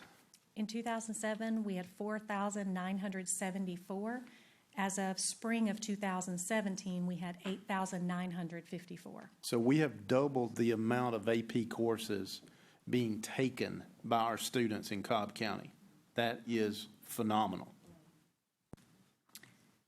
Nevertheless, we anticipate spending at least $200,000 less than we did last time, despite the fact that the publishing industry has seen a 20% price increase and we have almost 5,000 more students. It is worth noting that we negotiated more than $8 million in savings based on initial quotes that were provided to the district by the prioritized vendors. As Mr. Ragsdale mentioned, this value engineered process has resulted in such savings that the district has been asked for the first time to sign non-disclosures because we are below market value in some areas. Another important savings, as Mr. Ragsdale mentioned, is the 6 to 8 years. We have also negotiated that there could be a 2-year extension to that. If we get closer to that date and decide that that is the best resource, we can extend that for minimal money. Finally, we negotiated a 36-month payment structure, so we don't have to pay for everything up front, yet we get the resources up front, but we have negotiated a structure that is advantageous to our district without delaying resources. Before you is listed a number of additional considerations. For the sake of time, I will just mention a couple, the first being the integration of the content into the Cobb teaching and learning system. CTLS remains a top priority, and for that system to best serve our students, teachers, and parents, we must be able to easily ingest the content into our system. In this process, we were able to negotiate and require vendors to provide a digital content in forms that was most efficient for us, therefore allowing our teachers to easily search once it becomes ingested into the system. Ultimately, once the student and parent experiences are also built out, it is the vision of the superintendent and the district that this same content could be assigned to students or parents as needed to support a more personalized and differentiated learning experience. This was in preparation for that vision. It was necessary for us to negotiate and recognize that at this time and not do it after the fact. Another consideration was we secured resources that were a hybrid or a blend of print and digital. Our best teachers rely on a combination of both print and digital learning resources to provide our students the most rigorous, relevant, and engaging instruction. Finally, the process allowed the district to curate a portfolio of high-quality, engaging resources from a variety of vendors that best meets the evolving instructional needs of our students and staff. We're seeking your approval to purchase this portfolio of resources that supports our balanced instructional model, where students engage in deeper learning and engagement through meaningful and relevant instruction. These resources prioritize higher order thinking, problem solving, and the exploration needed to support the standards and the high academic expectations the district and our community remain committed to. As you can see, this is an extensive process that seeks to ensure Cobb acquires the best instructional resources for our students and teachers, and that we do so in the most cost-effective way. I do want to take a moment on behalf of the district to thank the thousands of teachers, leaders, and stakeholders who committed their time and expertise to this process. Their voice has been invaluable in informing the recommendation we bring to you today. I also want to acknowledge the leadership of the following individuals who are instrumental in leading this process. Janelle McClure, our Director of Digital and Multimedia Learning, Melissa Morris, Director of Instruction and Innovative Practice, Kelly Brown, our Resource Manager, Trudy Delhay, our K-12 Science, our Social Studies Supervisor, Christian Calley, our K-12 Science Supervisor, and Ashley Melville and Tracy Matthews, who are two of our professional learning specialists who are out supporting teachers today, so they couldn't be with us. Without their support in this process, we would not have negotiated what is before you today. At this time, that concludes my remarks, Mr. Superintendent. Happy to answer any questions. Thanks, Ms. Lawson. Mr. Skimhorn? Thank you, Mr. Chair. A couple of quick comments, and you can comment on. First of all, I want to thank the staff. Excellent presentation, by the way. Way to support the boss, based on, that's good. And the superintendent, because if you go back 5 years, and the MDJ inquired when we were struggling with about $15 million in textbooks, one of the many questions they ask us as a board, do you ever see us doing away with textbooks? And the board predicted that we would not totally do away with textbooks, but within 5 years, we would find a way to economize our resources. And though as a board member, I'm not trying to take any credit for that, because all the credit goes to you folks for taking that projection and seeing it through and whatever. Now, the second thing I want to, on your slide that was up there where it says 2007 current, I thought we went through a math acquisition. Well, I'm pretty sure we did, because we were struggling with Common Core at the time in 2013.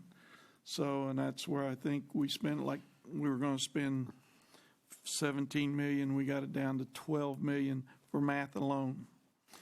Now, correct me if I'm wrong, according to the agenda item, we're going to spend not to exceed $15 million for both math and social studies for resources, and I assume that includes everything.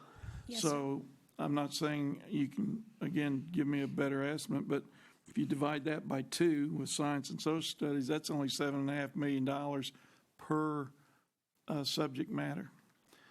That's pretty darn good. Can I say darn up here? Okay, that's pretty darn good. But hopefully the innovation, we're continually going down in the coming years with that. Is my assessment correct? 7.5 million, or is more of that going to math versus social studies, or what? Well, you're kind of getting into that NDA that I didn't sign, but I know probably Jennifer had to sign. So in all seriousness, that's why obviously it's going to be public record for the total amount of expenditure, but the detailed expenditure, that's where the NDA comes in, because you're exactly right. I mean, you can assimilate from the data provided that we're spending less than we did in 2007. Okay. And 13. Yeah, and 13 as well. So that has, and again, you heard her say, we negotiated over $8 million in savings. So that came off the top right there. So, but to your point, yes, the way that we're acquiring resources is much better financially for the district, which ultimately is better for the taxpayers of Cobb County. And I know we're short on time, but I just had to stress that because this is magnificent. Somebody needs to correct me if it's not, but I see it as magnificent. So, thank you. Thank you, Mr. Chair. You're welcome, Mr. Skimhorn. Mr. Banks. Thank you, Mr. Chairman. A clarification, I heard you say that the teachers were getting both print and digital. Is that true for the students also, or are they just going to get the hard copy? No, sir. We negotiated a blend. That was part of the balanced instructional model. So certainly to Mr. Scamahorn's point, there's a place for the print, but so many of what our students find relevant and engaging has to do with the digital. So we've also acquired individual student licenses so that they will have access to the digital as well. So is it like one or the other for a student? Sir. Or No, sir, it's both. We have books where books are needed, and then students have individual access. So in some cases, you'll have students who are able to use a book in class and then go home and access it. Or there are resources, so it's not one in place of the other. It's actually intentionally a blended model of both. Well, I know I think of digital as a CD or DVD, but technology has changed, so we now have apps. Our digital portion, is it just DVDs or is it beyond that? No, sir, it's much more than that. Some of these publishers have been able to look at some of the resources that are even out there for free and build those into the resources we're acquiring so that students have access to more hands-on engaging digital. It's no longer a CD or really a PDF, because there was a time when the textbook came on a PDF and you would get to print off an extra worksheet, and that's not the type of digital resources that we're acquiring and not the kind that our students find relevant any longer. So this would give the student actually the capability of studying at night or on their own at a pace that they were comfortable with, so they could actually accelerate their learning process. And in part, the CTLS, that is the vision, is that we had to negotiate what we know we want the system to be able to do so that the system and our teachers can at some point assign that to students digitally to be able to reinforce or enrich depending on where they are as an individual student. Well, I hope these parents realize what we're doing or what the superintendent has done as far as CTLS and the enormous capabilities that it has built into it. So looking forward to it. Thank you. Thank you. Thank you, Mr. Banks. Ms. Thayer. I just wanted to very quickly thank you and staff members, teachers, parents, everyone who's been involved in this. You obviously did a great job. I assume teacher training has already started on this so that they'll be ready in the fall to roll everything out, right?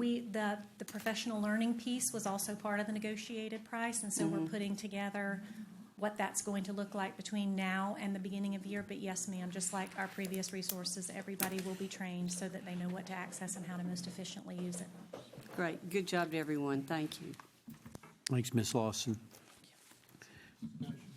Any discussion? Oh, that's going on discussion. Yeah, okay. Next, we have approval of the agenda. If there is no objection,